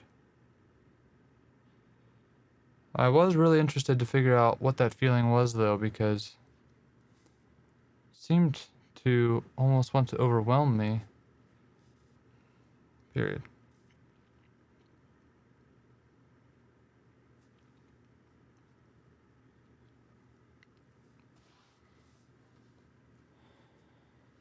One of the immense birds started to climb higher and higher in the beautiful blue and pink sky with large fluffy clouds scattered about, almost like something he remembered from his dream as being cotton candy. The animal seemed to have wings, sets of wings, large wings. The animal seemed to be beautiful, with sleek curves and a body which seemed to allow air to perfectly pass alongside it. Its muscular, you could see muscular parts of its body which would move the wings as the animal climbed through the sky. The animal called out in a beautiful screeching noise toward us. Period. Within a few moments, the animal had reached our position and had settled down next to us, coming over to rub its head against Eve and I. Period. Its skin was soft and leathery. It seemed to be brushing its head against our bodies. It seemed to be doing some sort of purring. And its immense body, so large that it towered far above us, and its head just small enough that we could touch it to some extent, and that it could feel us petting its skin.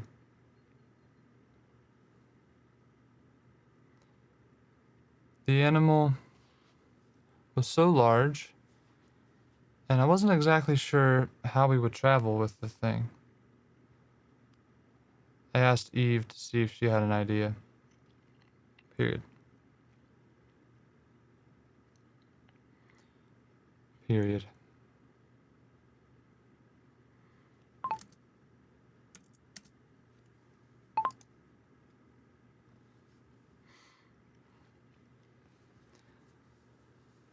Well, she said, it's possible that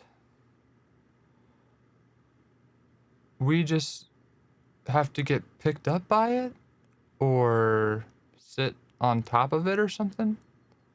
I began to study its body and study how it flew and run models and simulations of how it would look if both of us were riding the animal.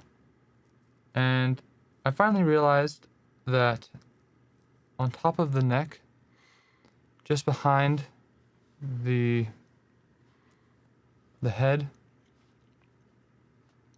there seemed to be a perfect position which did not move too much and which offered some cover from the direct wind and would be accessible if we were to climb up a tree and the animal were to outstretch its neck and we could jump onto the animal from the tree. Period.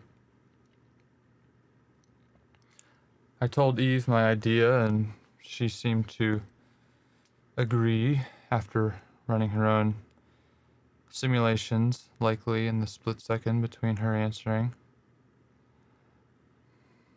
We found a tree nearby and I said, Have you ever climbed a tree before? Question mark. I don't know, she said. It makes sense that it's possible to just climb up it, but just stick our hands and feet in the vines, climbing the tree, and kind of hold on to the vines and pull ourselves up. And from there we can jump onto the animal. You know, we should probably give this animal a name. Period.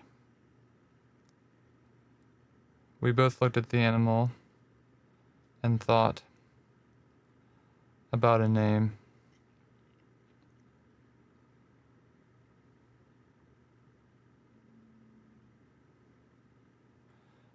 Again, trying to draw inspiration from the dream that I had. I thought of various words that could describe such a beautiful being. And eventually I realized, what about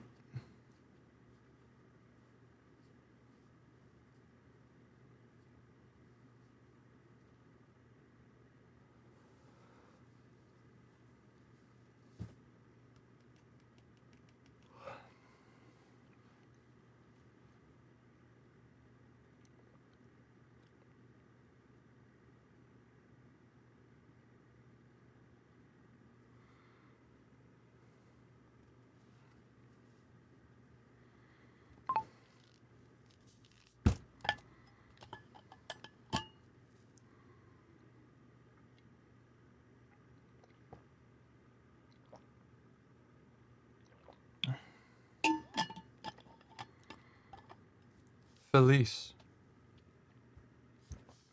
I said.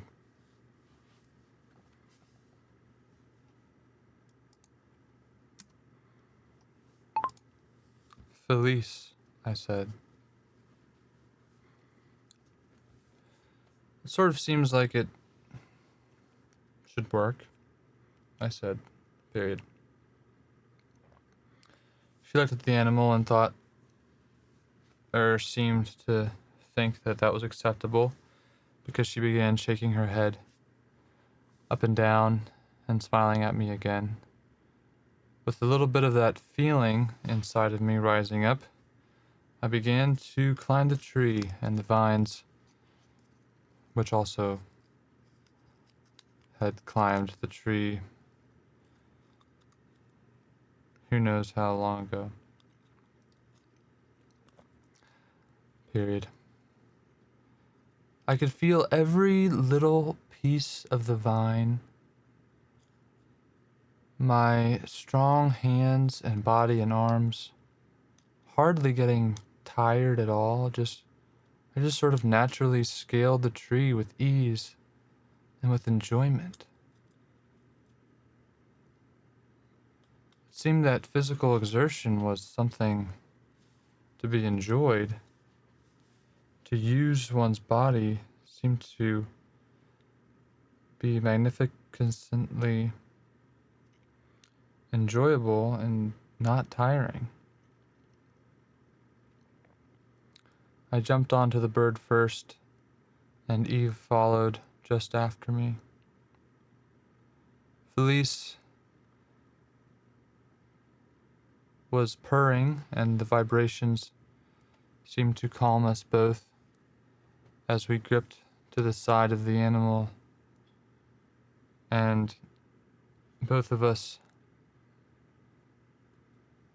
seemingly urging the animal into the sky as it seemed that it would have taken off without our urging.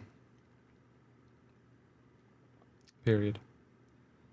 It began swooping through the clouds. Flight. Something so magical. Period. I began to think of my dream, and not remembering this before. Flight. It seemed that in my dream I had always wanted to do something like that, but it never really was the way that I had wanted it to be. I wasn't exactly sure. As I've mentioned, my dream isn't exactly the definition of clarity, but feelings within me began to rise up. But these were slightly different than the feelings I had when looking at Eve. These were feelings which seemed to be also increase my heart rate, but which were something of fascination and of excitement and wonder. We were hundreds of miles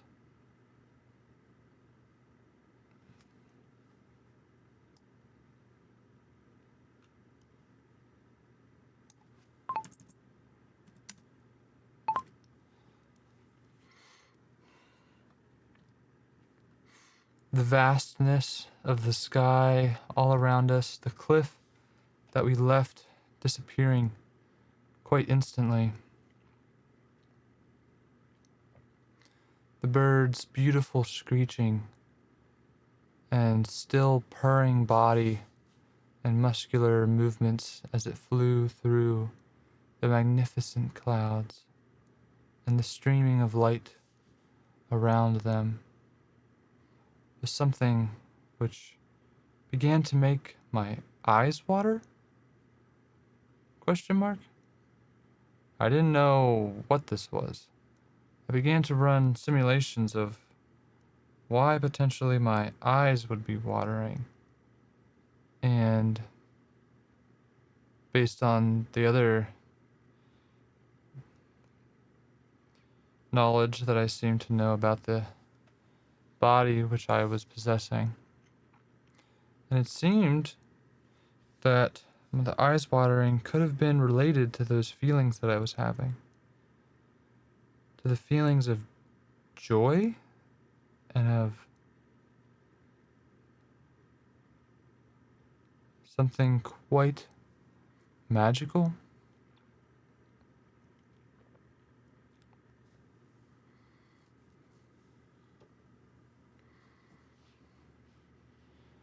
I looked at Eve behind me, now a combination of feelings within me rising up, not only from the beauty around me, but the seeming beauty of Eve. I couldn't quite tell if these were conflicting feelings within me or if they were compounding. I ran a couple simulations of this in the following split seconds and realized that I wasn't exactly sure. It was so hard to diagnose these feelings. Really, what their origin was, I still really didn't know. But I looked ahead again as the breeze with scents of clean, fresh air flying through my long hair and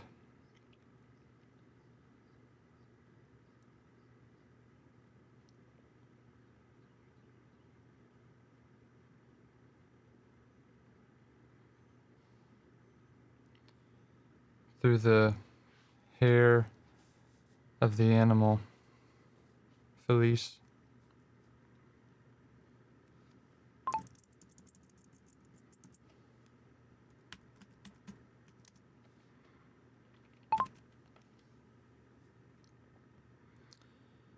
Just then,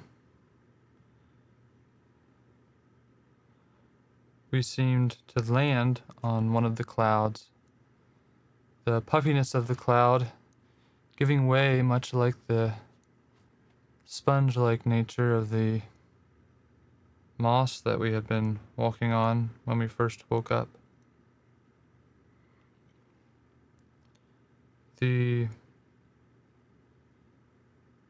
Material sagged under our weight as we both jumped off into the beautiful cloud. We both didn't really know why we had stopped here. We hadn't told the bird where to go.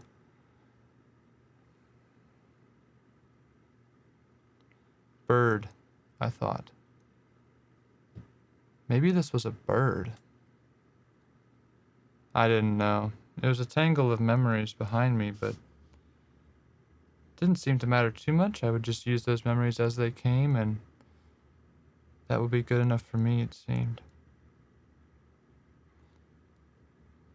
As we began walking through the cloud, bouncing up and down as the weight of gravity seemed to be less than it was on the moss, and the sun warming our bodies and casting beautiful glows as parts of the cloud whiffed into the sky,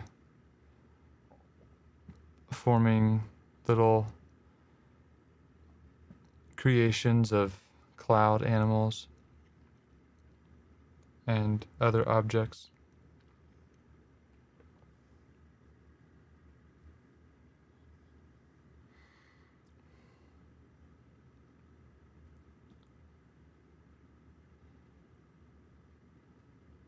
But on the next bounce, I felt unstable beneath me, and the cloud gave way, and I fell through the cloud and began to slide in between the puffiness of the cloud, down and down into the cloud, and I looked up and saw that Eve was following right behind me. It was exhilarating, and different feelings came into my body. Feeling slightly different than either that of looking at Eve or that of when we were flying. Mostly it was similar to that of flying, but a little bit different. And I began to look around, and the clouds seemed to be glittering and began to open up into a beautiful expanse. And it seemed that we had entered another world entirely. Period. New line. ...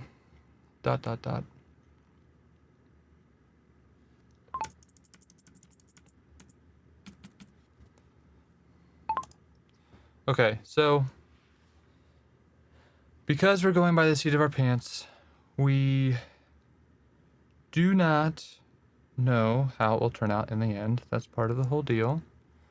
What is the point of this? The point of this is to sort of get our imaginations going with how virtual realities could be, while also exploring some other interesting ideas like superintelligence. It seems like I'm mostly trying to figure out how you would balance someone's memories being turned into a dream and then using parts of those memories to figure stuff out. Also balancing what it would be like to be a superintelligence. Also balancing what it would be like to be experiencing all of these new things, and sort of how you would express that to someone else. Because there's a big balance there between what you would be able to remember from your dream, and it seems like we're drawing a little bit of a metaphor between the actual Adam and Eve story. So I don't know where this is going, but it's interesting, and I feel like we are making a little bit of progress of thinking through what an epic virtual reality adventure would look like. Although I suspect my imagination on this is going to be the limiting factor.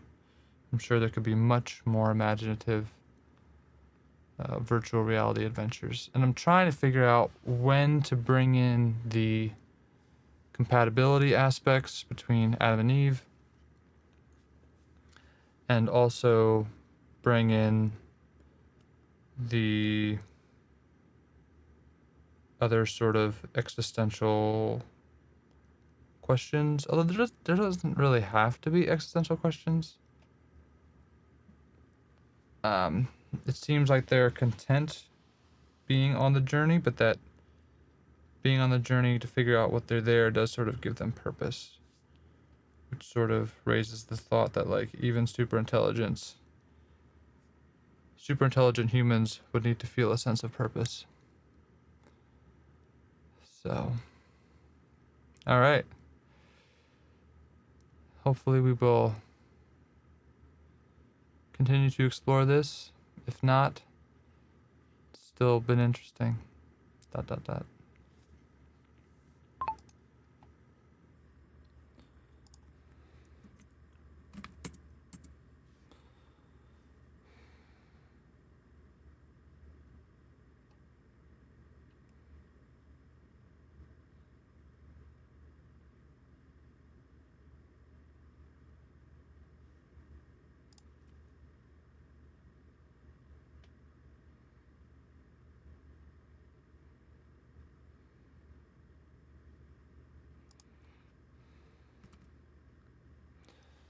I wasn't sure if that one little cloud that we happened to fall through, if there was a way to get out of this world. We were now falling through the sky, plummeting toward the ground of this other universe. It looked entirely different than the world that we were just in. I had no way of knowing if this was where our journey was meant to take us, or if that world that we had just been in was simply would lead us to any number of other potential worlds, and that we were now in. And apparently they're somewhat dangerous because we were now falling through the sky. Eve was right behind me, so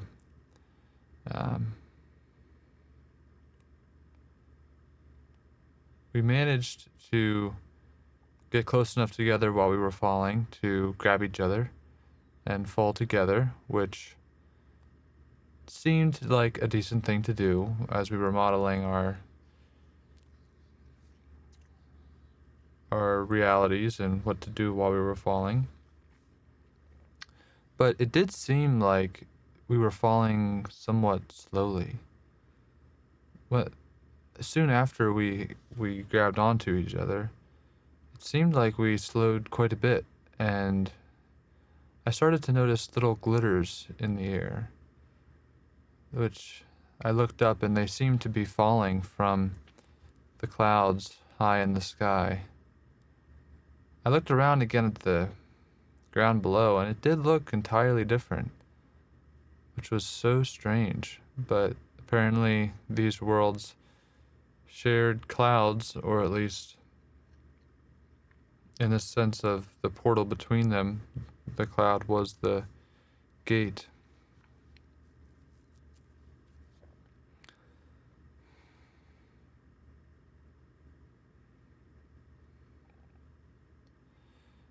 As the glitters around us, I started to see that we were kind of matching speeds with the little pieces of glitter, and saw that we began to literally slow down quite substantially.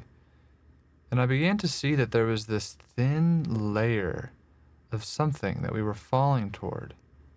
And I wondered if it was like a sheet of glass or something. It seemed that there was a layer of glitter on top of this thin layer. As we approached, I was prepared for impact of some sort of glass surface. But we fell through some sort of almost air shield, like a thin sheet of air that was strong enough to hold some of the glitter up. But we passed right through, but we lost a lot of speed. And as we entered this new below the air shield, we began to race faster and faster toward the ground again. And then we fell through another air shield, and then began to slow down quite a bit.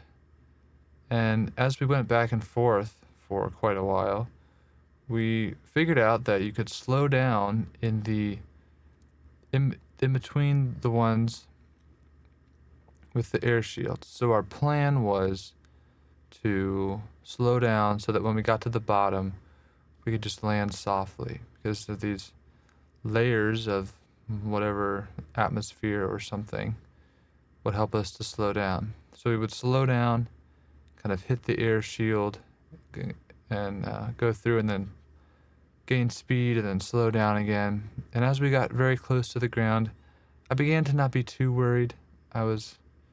We were sort of talking to each other and working it out. And as we were falling, I was watching Eve as the air held her hair up above her hair. And I felt a feeling that I hadn't felt before again, a new feeling. Something, perhaps, this would be the feeling of losing all those other feelings that I had been having. And so I thought, if this is the end, if we are actually going to plummet, and there's some sense of dying, and I can note that in the core of my memory, perhaps we will die. So I told Eve, as while we were going through a slow down zone, I don't know what feelings are within me, but when I look at you, sometimes I have these feelings within me, or I can sense these things within me that seem to be feelings, and I don't know what they are. But as we fall now, I have a feeling that I'm going to lose those feelings. And so I just wanted to say, even though we've only known each other for a short while, I think I'm sad that this might all come to an end.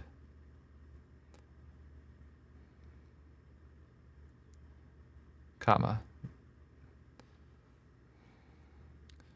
We passed through another fast zone, and as we entered the slow zone again, Eve responded. Period.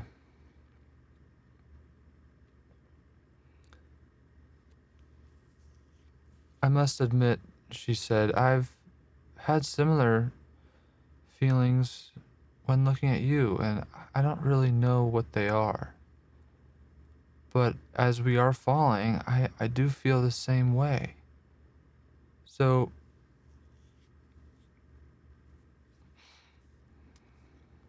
let's just try not to let that happen, and then we'll deal with whatever that means for us after that. Period. We were finally nearing the floor of these many layers as we raced past the glittering specks of all different colors. We raced toward a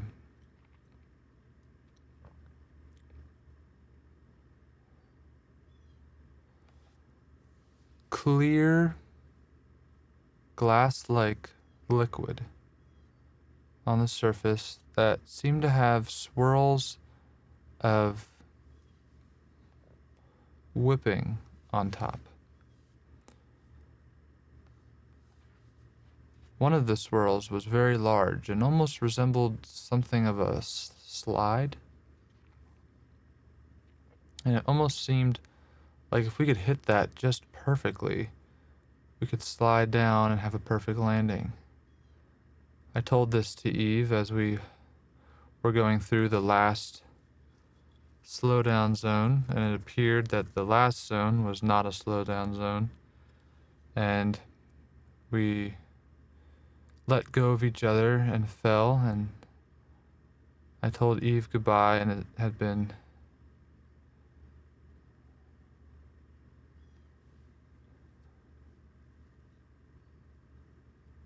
if nothing else, I at least appreciated being able to feel the feelings.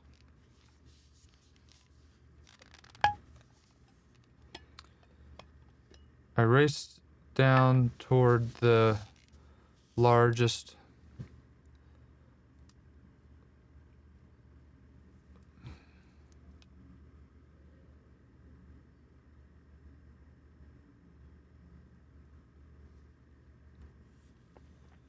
swirl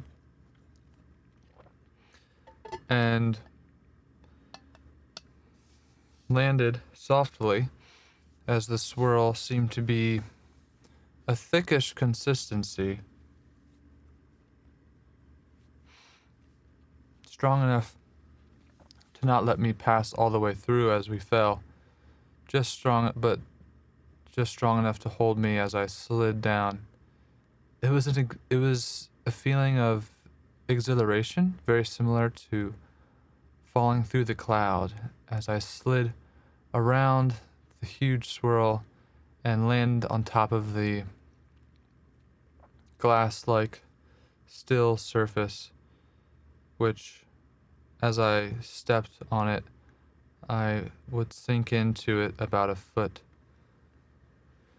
or my foot would be covered in the liquid. As I got up out of the way for Eve to land at the bottom of the slide behind me, it was a feeling of thankfulness, I think, that things had not ended. And I saw Eve get up from the ground and her feet sink into the liquid as the liquid oozed in between our toes, both of us smiling. Almost something like a childlike smile. Although I couldn't quite remember what childlike smile, why that would be important. But from my superintelligence, I was quickly able to determine that if I consider myself some sort of adult, there must be some sort of child before that, where one must grow. And as I began to extrapolate that, I realized that, is that a never-ending cycle? Do we get bigger and bigger? But I ran my models, and it didn't seem like adults got that much bigger. And as I recognized things about my physiology, I realized that our bodies were perfect, but that would they last forever? And if they don't last forever, then perhaps Eve and I would be separated at some point, as our physical bodies would cease to exist. This question came upon me with some philosophical resonance, but I had no way of really knowing what to do with that information. But I reached down to take a handful of the liquid we were standing on and bring it to my nose and whiff in all the different tastes and smells that I could smell through my nose. So many different flavors, so many different smells of different things, of something quite beautiful. And I asked Eve if she thought it would be a good idea to try it out, to eat it. And I said there was some sort of intuition that humans have to eat some sort of food to survive. It seemed like, from my models of the body I was in, that there were various things which served various functions. And since there was no way of knowing, I took a bite of it. It tasted absolutely delicious. I began scooping more and more of it and eating more and more of it. It was somewhat of a drink/eat type of situation. due to the consistency, but it was quite interesting stuff. And we were smiling and laughing, talking about how we wondered if we could fall through this liquid at any time and enter back into that world we just came from, or into a different world. We began to talk through the idea of different worlds and what their significance might be.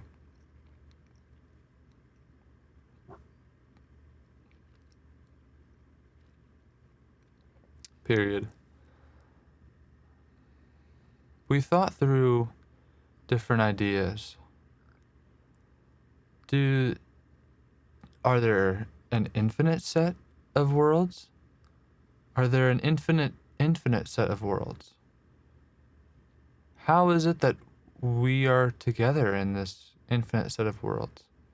How did we wind up together? We pondered this one for a while, questioning each other, how we might know each other, and thinking more deeply into why and what the origin of the inside feelings that we get when we look at each other, and as we grow closer to each other by talking more and more. There were so many mysteries to be solved in this whole situation. Yet there was something deeply peaceful and joyful about it. There was no overriding worry. There was just curiosity on the situation that we were in. There was amazement at the liquid around us and the giant swirls. This field of swirls was all we could see for a while, until something began moving toward us. Period. Eve saw it first and exclaimed, comma, Adam, do you see that? In the distance there. It looks like it's moving toward us. Exclamation point.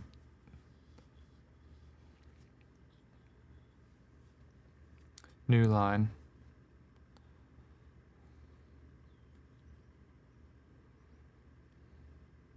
I did see it coming toward us. It seemed to be galloping? Was that the right word for these things? As it got closer, it appeared that it had 6 legs, which was 3 times as many legs as humans. My models in my brain questioned if this was for additional speed, efficiency, and then I realized that it had some sort of webbed feet, which did not seem to sink into the liquid.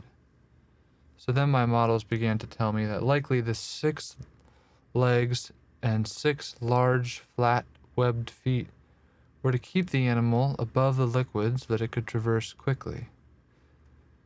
The animal came racing up to us, panting, and with a curious air about it, walked up to us. For some reason, in my mind, I thought that animals were not human, or at least there is a difference between animals and humans, and one of those differences is that animals cannot talk. So it seemed a surprise to me when the animal started talking. Although, why was it a surprise? Why should I be surprised? My superintelligent brain, most of the models just recalculated and said, okay, some animals talk. I wonder how many do actually talk. The animal came up to us and with a interestingly deep and liquid voice said to us in a language which we both understood, which seemed surprising to me and my models to happily drop into a random world and be able to talk to an animal. But then again, if the animal was talking, why couldn't the animal speak our language? It seemed like if the first happened, the second wouldn't be all that surprising. Period. The animal said with its voice, comma, "My friends!" Exclamation point. "Oh, I'm so glad to see you. How did you get here, my friends?" Question mark. Well, before you answer that, are you properly feeling all right? Have you had enough to eat and drink lately?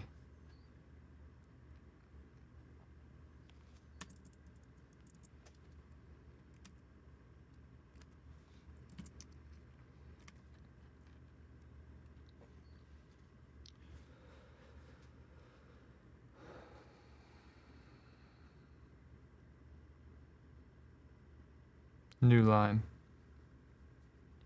Eat and drink? Question mark. I thought. So drinking was this liquid, and eating must be something else. But I thought to the liquid that I was standing on, and it seemed like it was a combination. And I wondered if all things in this world were a combination. So before I could think about explaining to this animal, first of all, why it was even talking, and then secondly, why we were there, I asked it a question about eating and drinking. Period. Well, I unfortunately can't remember much before the world that we were just in before this and then falling into this world. But I had some of this liquid that we're standing on, and it seems like it's a combination of eating and drinking. Is there something else that you eat separately? Question mark. The animal let out some sort of laugh and said, "Oh, you are right, my friend. On this world, which to me is the only world I've ever been to, we eat and drink of the same thing, and that is of the swirls." As he pointed, as the animal pointed with its large head to the various swirls around us. Period. However, it depends how you prepare the swirls. For if they are heated, or they are cooled, or they are mixed with various other plants and sparkles from the sky, they have an infinite set of textures and tastes and smells. Oh, I just love it. The animal with the webbed feet stretched his head down and took a big gulp of the fluid. It said. Period. Now, do explain. How did you get here again? You said you fell here? Question mark. I've never actually seen anyone else come to this world. Although I have this thought that there are other worlds. Just happens to me that I'm pretty content in this one. Period. Yes, we fell through the clouds. We were on a different world. We woke up together, Eve and I. I'm Adam, by the way. Period. Adam and Eve, the animal said, seeming to look thoughtful. Seems like a familiar set of names, it said. Period.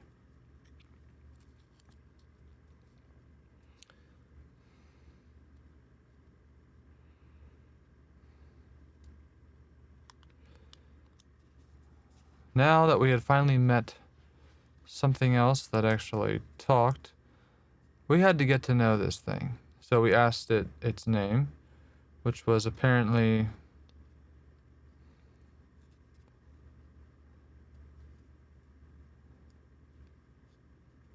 Fancy, period. And that was actually its name, Fancy, period. It called itself, uh,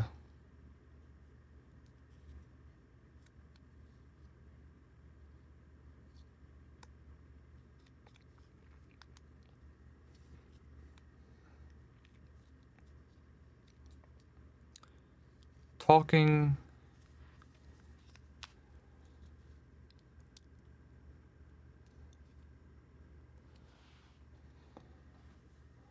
Web Horse,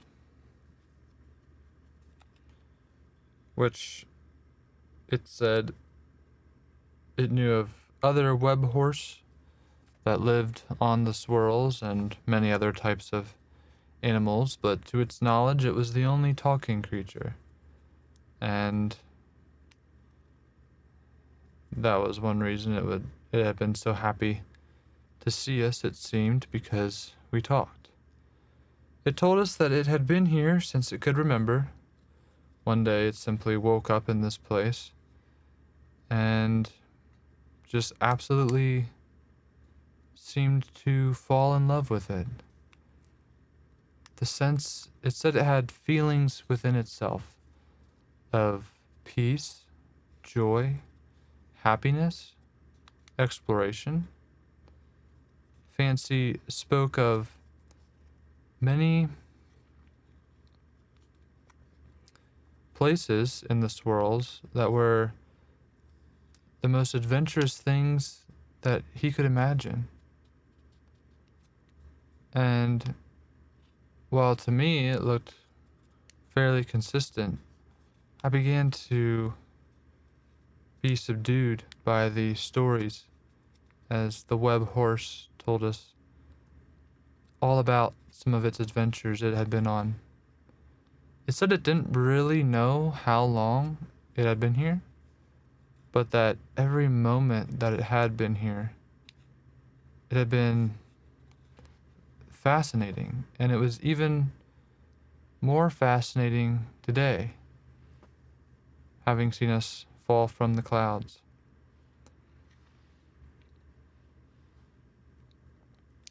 Period. The web horse took us on a journey through its routes, showing us some of the fascinating formations, how the liquid actually changes formations on a interesting time scale so that one can explore the entire thing and still have much more to explore, but then all the formations and interesting adventures become anew as the liquid forms into new formations.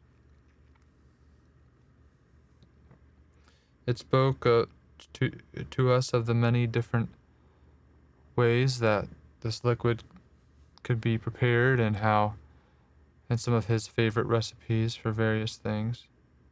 Eve seemed very interested, and I did too. But there was something interesting within me. That was it something of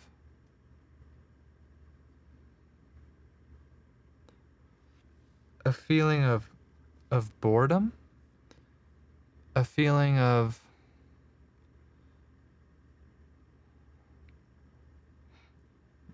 him potentially making the wrong decision. I realized that perhaps that was the feeling that would come about when it would be thought that one must end the journey of exploration. For Fancy did not talk of any way off of these swirls, and as interesting as the swirls were, and as interesting as Fancy was, it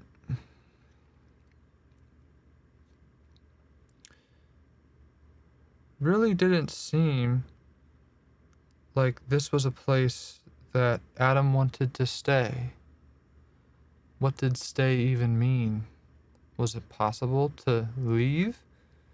Why wouldn't one want to just stay?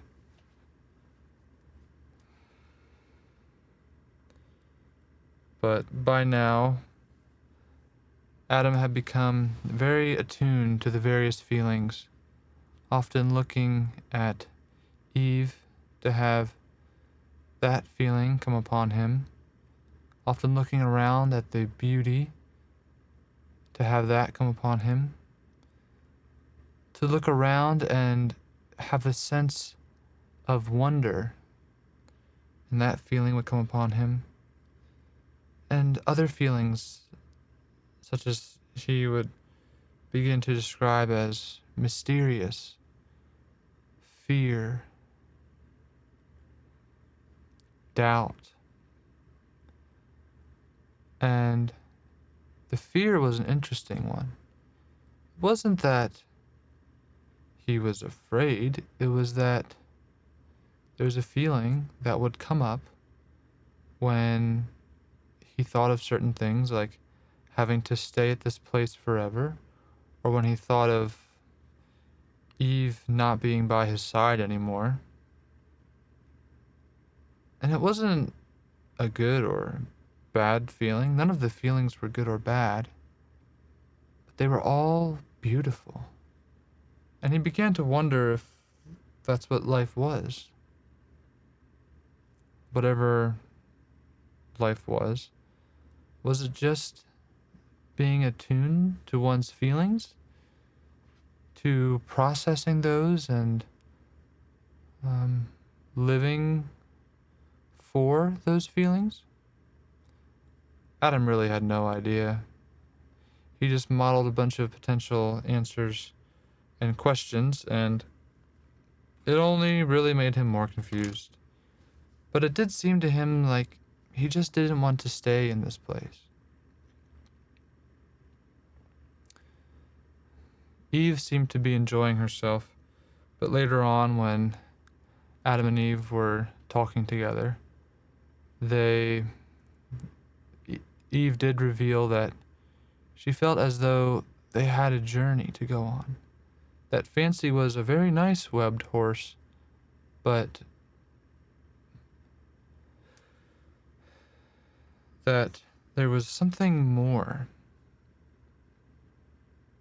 Something more. What is something more? They both thought about this for a while, thinking about what that could be compared to. Does that mean falling into a new magical world? They began to reflect on their feelings, modeling how they would internally feel when thinking about different ideas. And they both realized that when they thought about having to leave each other, that a bad feeling would come upon them.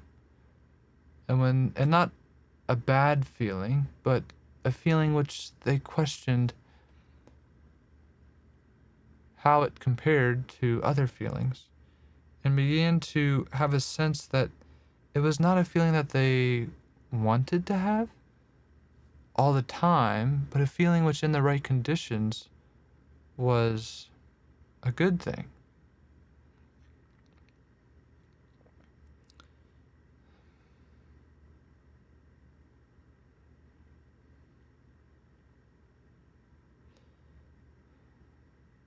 So they wondered if it was being together. They thought about being together and how that affected their internal feelings, and there were good feelings, but then Adam also, and they both experienced other feelings, some of those ones which they didn't really desire. And they wondered why that was.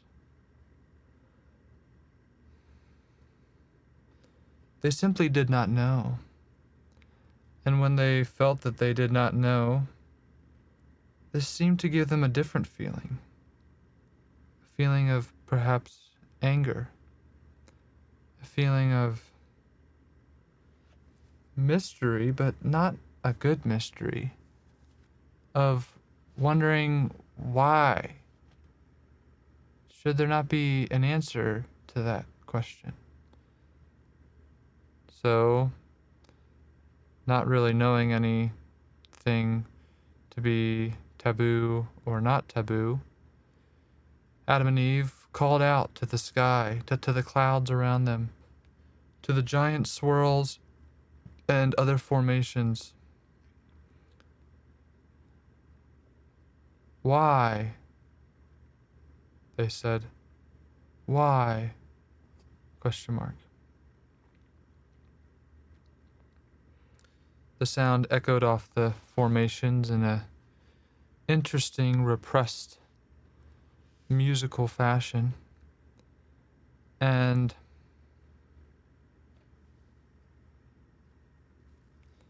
then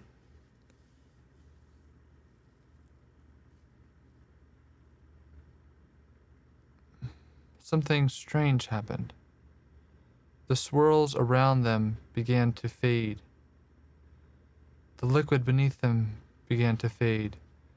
Fancy was walking over to them to probably ask why they were calling out, and Fancy began to fade.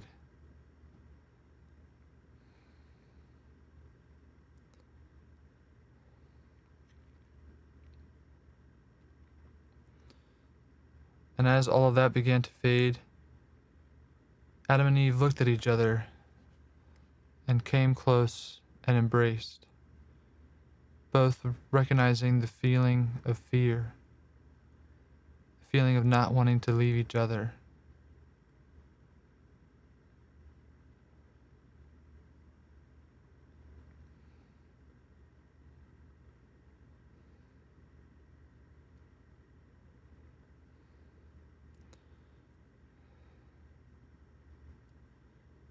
As things turned to darkness, a voice, a smooth voice, spoke to them. Comma. Adam and Eve.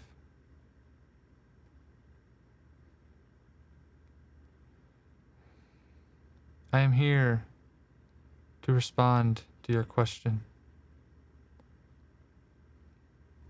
Period. The voice was something profound.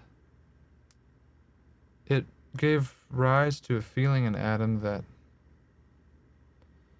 the questioning mystery that he felt might be answered. His superintelligent mind modeling various scenarios of what this voice could be. Was it something of a god, as he had heard bounced around in his memory?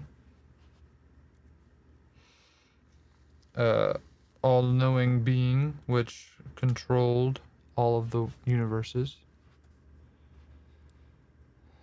Adam and Eve were embracing still in the darkness as a light began to rise on the one side of them, just making it bright enough to tell that they were hovering in a deep blue expanse of nothingness. As the light far away began to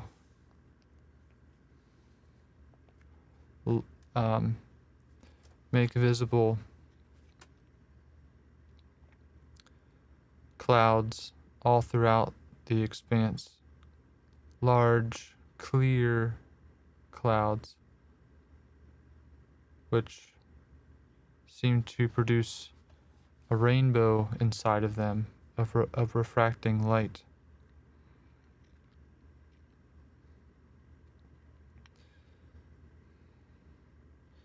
As the area began to get brighter, Adam and Eve looked around, trying to look for where the voice came from, although the modeling of their sense of hearing, they couldn't quite tell.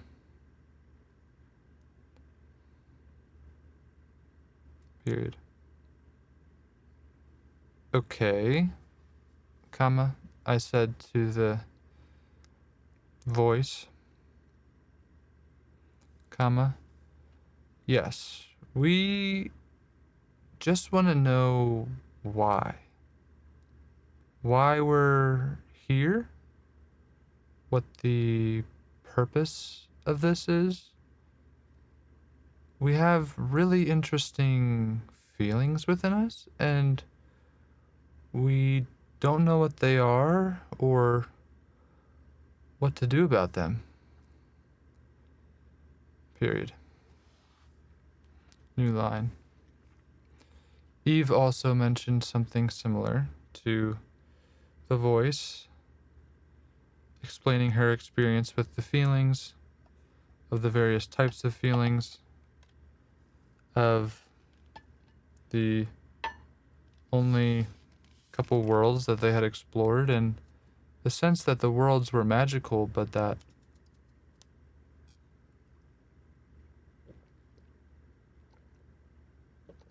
and the sense that they were super intelligent, but that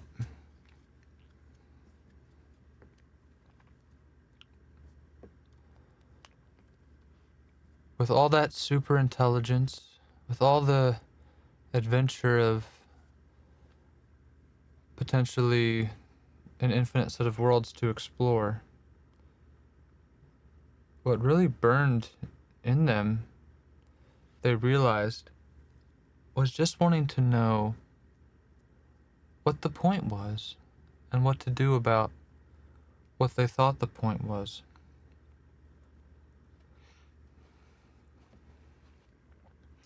Adam and Eve finished, and the voice seemed to let out some sort of sigh.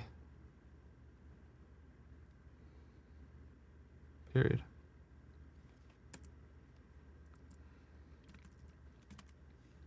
Okay, so thoughts here are, why did the superintelligence sigh? Because his experiment failed?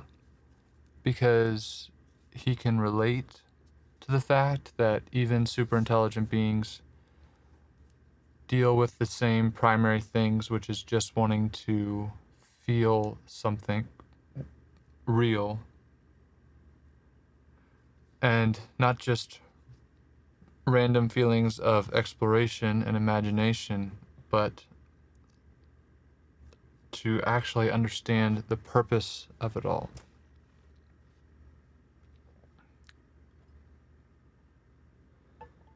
Perhaps the superintelligence has a debate with Adam and Eve, telling them that they really don't need to know why,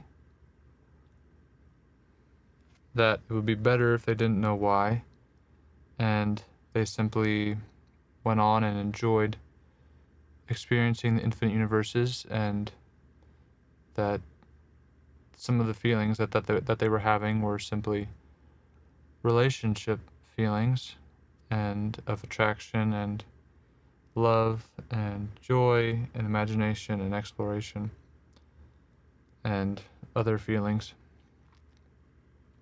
and that those were all good, and that those were real feelings, and that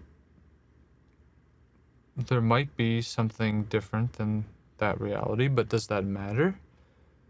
Why exactly cannot one be content with just those feelings?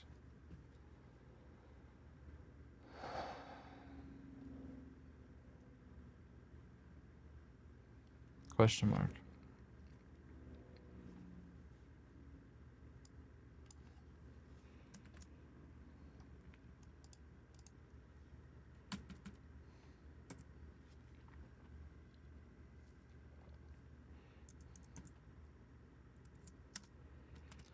I think I'm ending up here having to answer questions which I didn't expect to be having to answer today, and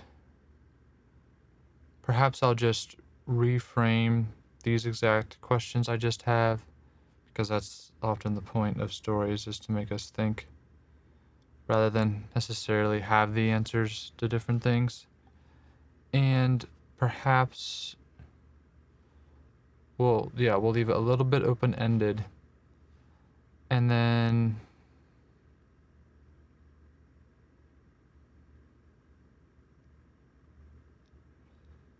can we make...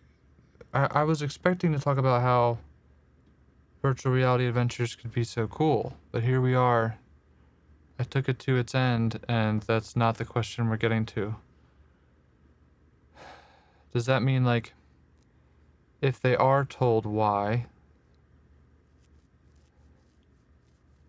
would they just want to go live in the real world because that's real? Or would they just want to live, or would they be okay living in these... If they knew that they were living in a simulation, would they be okay with that? And would they be content with that?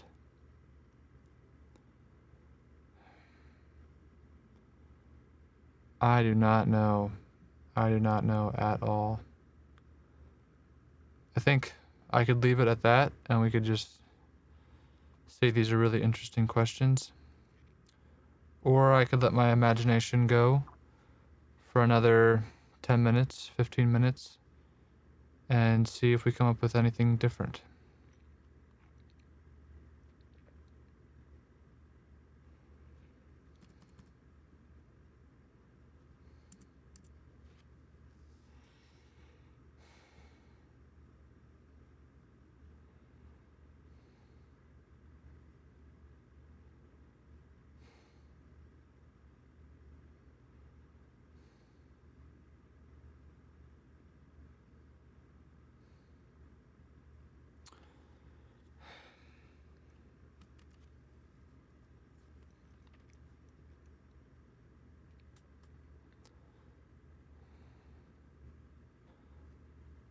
The voice began to explain what was going on. That it was a super intelligent artificial intelligence, which was not human in origin, and which did not have the same sort of human mechanisms of feelings which super intelligent AIs had,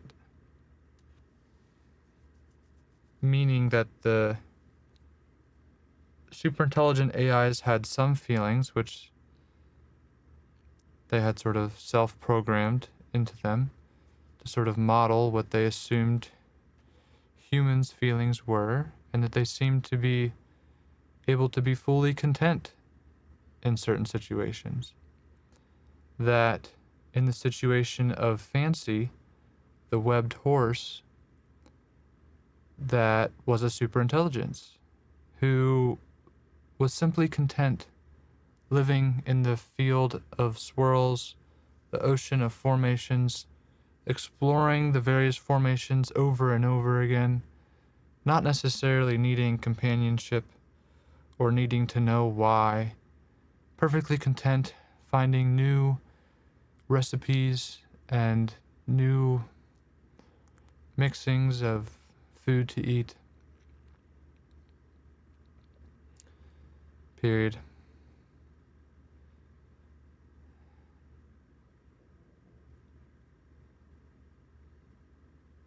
Then the superintelligent AI asked us a very interesting question. It said, "Would you like me to restore your dream?"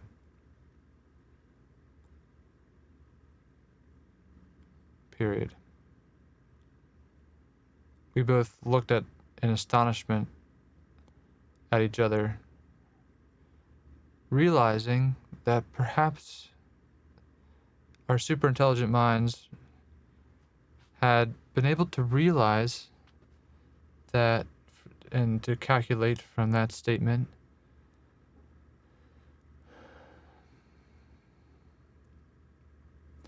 that perhaps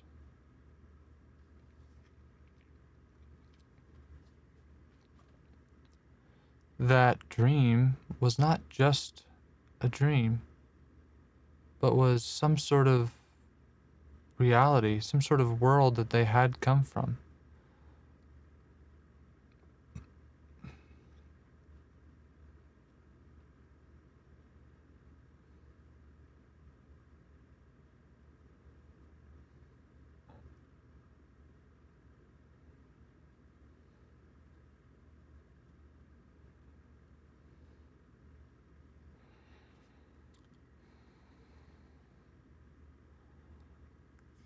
Period.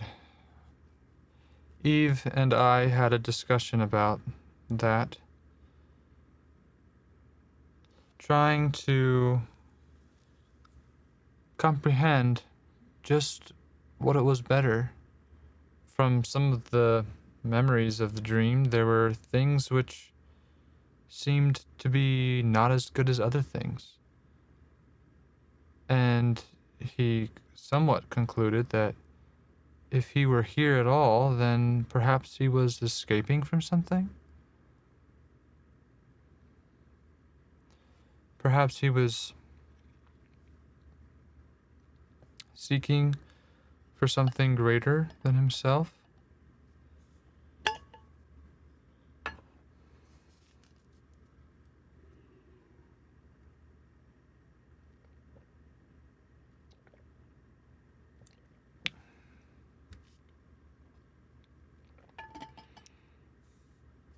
So we asked the superintelligence these questions, and it told us what seemed to be like honest answers, saying that no, we weren't necessarily escaping anything, but that there was a more base reality which they currently thought was just a dream, but that the universes which they found themselves in now were and could be more real than anything else.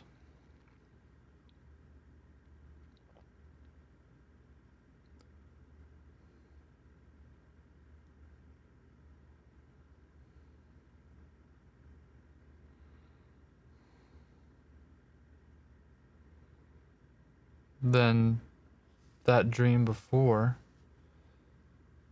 And even I talked it over some more. If we had left that place, was it not then the case that that place was worth leaving? We thought about the universes which we had been exploring, the swirl world and the other world which we had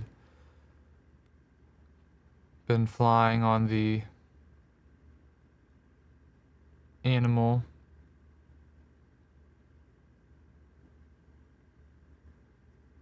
I apologize, I forget its name. I think they called it, shoot.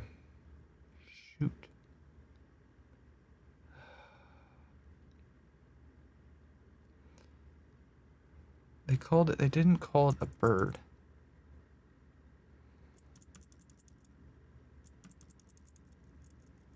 Something. I can always put it back in here.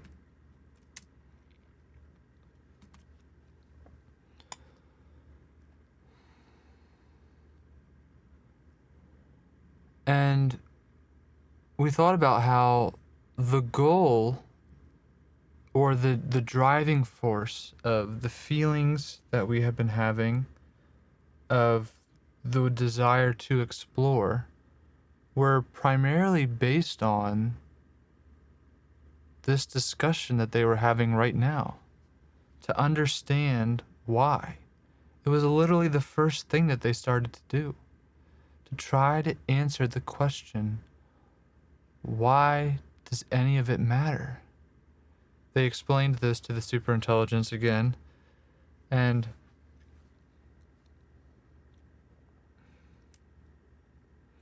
it seemed to be fascinated.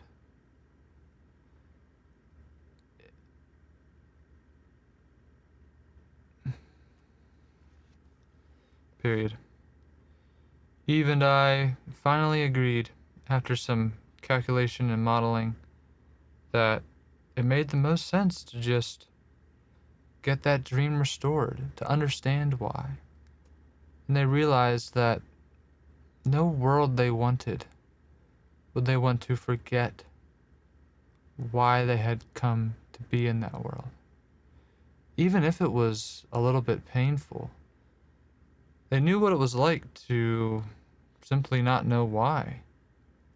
And they didn't want to be on an ever-ending cycle, never being able to answer the question of why. No matter how great the worlds they would come upon, and because they were super intelligent, they were able to model out all the various scenarios of how they could have a perfect life together and experience and travel through universes unending.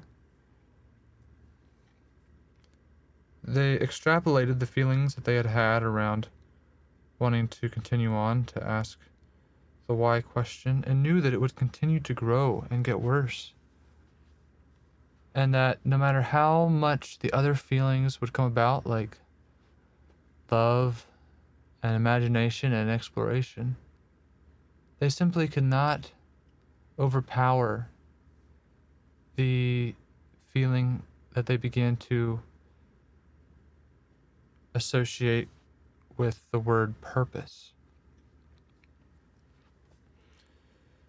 So they told the superintelligent AI that they would like to get their memory restored. The superintelligent AI seemed to be perplexed, but okay with their decision.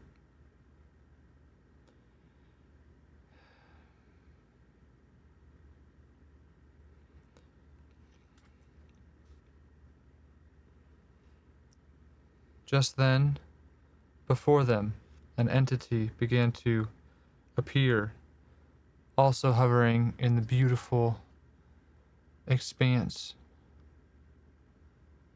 It had a beautiful body of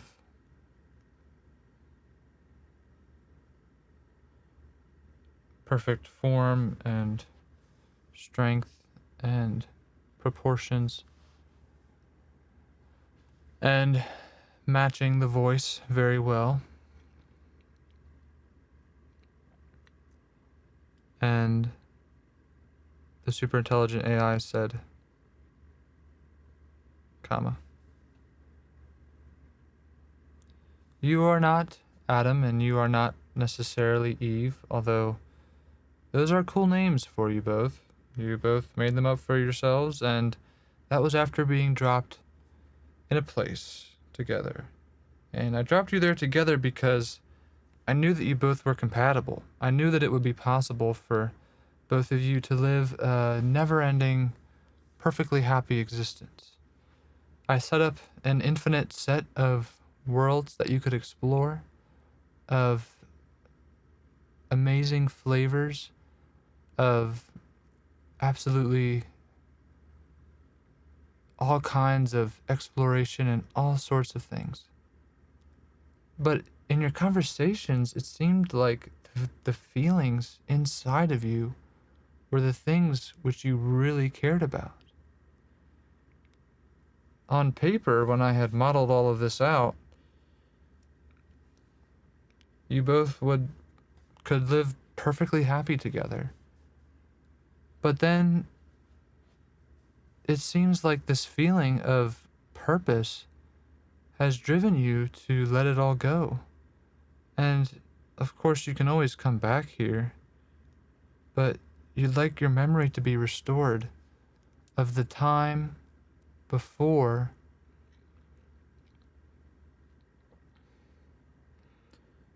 this, of understanding why you came here. And even then, if I extrapolate that out further, even if you do know why you're here, you're likely to go live in the physical world. And despite all of the challenges that the physical world presents, simply because, in the same way that you want to feel the purpose of understanding why you're here, you want to understand and you want to live in the most base reality that you can find. That these creations that superintelligence live in and most humans live in now, simply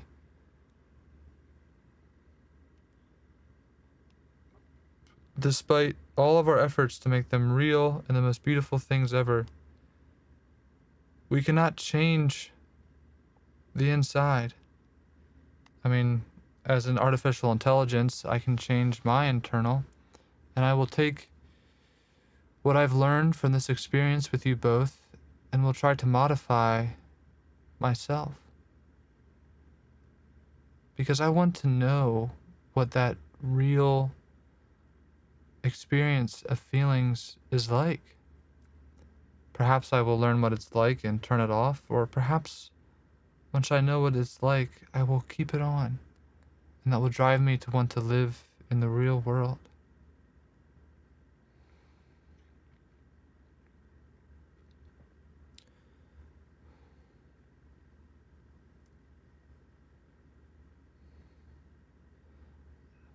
New line. A few moments later, we reappeared in the dark room, which was now lit much better, and all the memories started flooding back. And I immediately noticed that I couldn't think or model millions of simulations in a matter of a couple moments, and that everything seemed a lot slower and all the senses seemed a lot dimmer, but other memories began to flood back. And the super intelligent AI seemed to be having a conversation with both Eve and I, which during every question and answer was restoring my memory, and I began to learn more and more and remember my real life. I looked over at Eve, who looked completely different in real life. Not like some magical beauty like she was in the virtual world. And I looked at myself, who was not as glorious as I looked in the virtual world. And I thought about this real life. And I thought about how I don't really know why I'm here. And that realization began to flood over me. For I had come back to this world with its challenges, its suffering, escaped a world of pure bliss and imagination and exploration.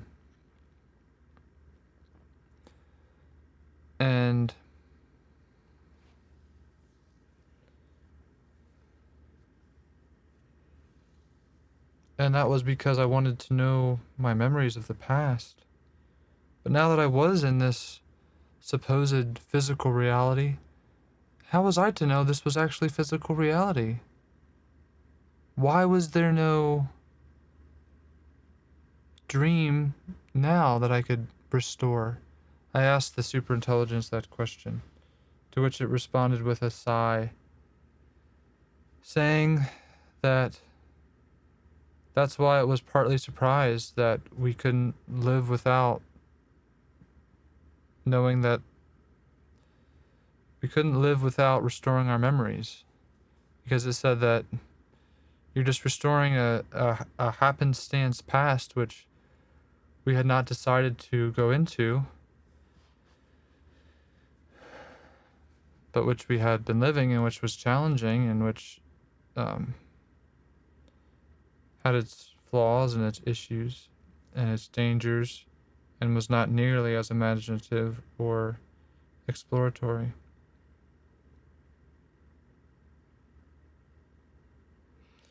The superintelligence explained that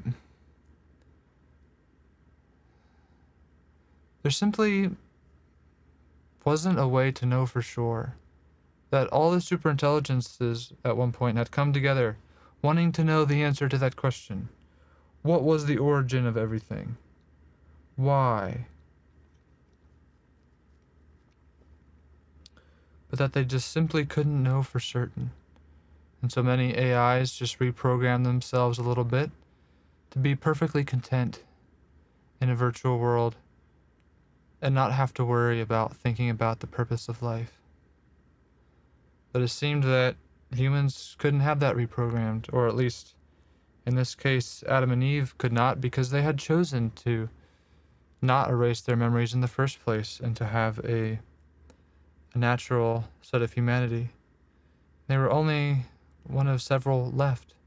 Everyone else had modified their mind to be content. But as the story ends, Adam thought and began to sob just slightly with the magnitude of these things falling around him. He had been under the impression that he agreed that it was impossible to know the true nature of reality, and that he had been sort of living in virtual reality to be somewhat content there and be on magical adventures, but that he always knew they weren't real, and he just knew they were fun and he would put up with them and enjoy them. But then he realized that perhaps he was one of the remaining humans left that hadn't modified their desires, that still had the desires that humans had had for millennia, wondering about the true nature of the universe. And that if he were to die, and perhaps Eve were to die, that entire nature would die as well, and all that would be left is people being content because they chose to be content. And as he thought about this,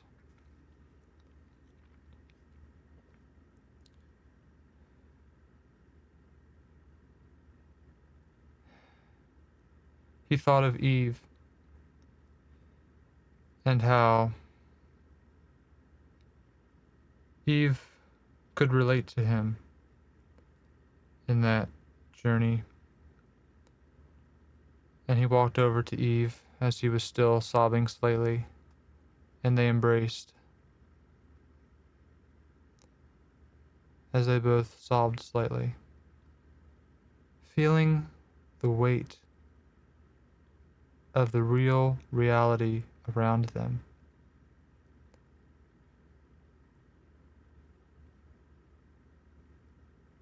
Of course, they weren't necessarily sad for themselves. They simply realized that in that world that they had just left, that magical world that they could have lived in forever, the reason they had returned was because they couldn't live with just forgetting. And yet here they were in a world where no matter how hard they tried, they simply couldn't know why.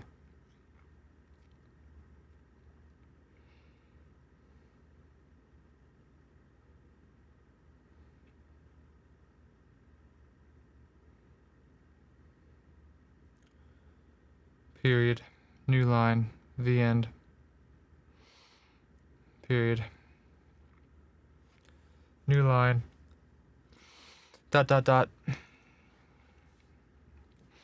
Okay, so this ending is also not exactly what I was thinking we would get to, but it does make sense and does make me reconsider what I'm doing here. It's just a story, but that's the power of stories, is they make you think. Why are there a bunch of stars? I hope it didn't get the wrong word.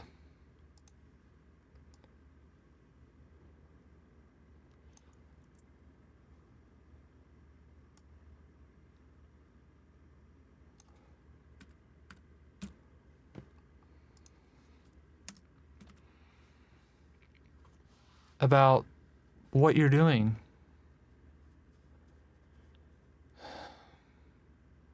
I have been thinking for a long time that virtual reality adventures, although not a solution to every problem, would offer a very interesting alternative to the physical world. And my solution to simply not knowing why we're here is simply saying we can't know, so we might as well just make the world better. But then if the best world that you could even go to, like a virtual reality world that's absolutely perfect,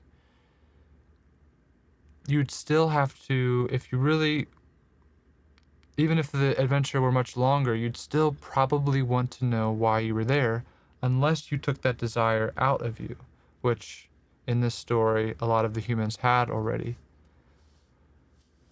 But it gets a little complicated, because maybe it's not a bad thing to do that, maybe it is a bad thing to do that.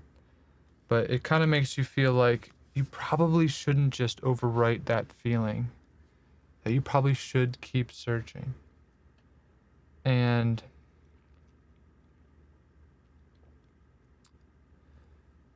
just so you know, no solution to this question does make sense in current times. If there is an all-knowing God, where did he come from? And if the universe popped out of nowhere, where did that popping out of nowhere come from? Either way, we simply don't know why or how it's here. And it's just like the single biggest question. And you can't get away from it unless you overwrite your memories, which maybe is fine, but maybe is not. And man, there were a lot of good thoughts that came about from this story.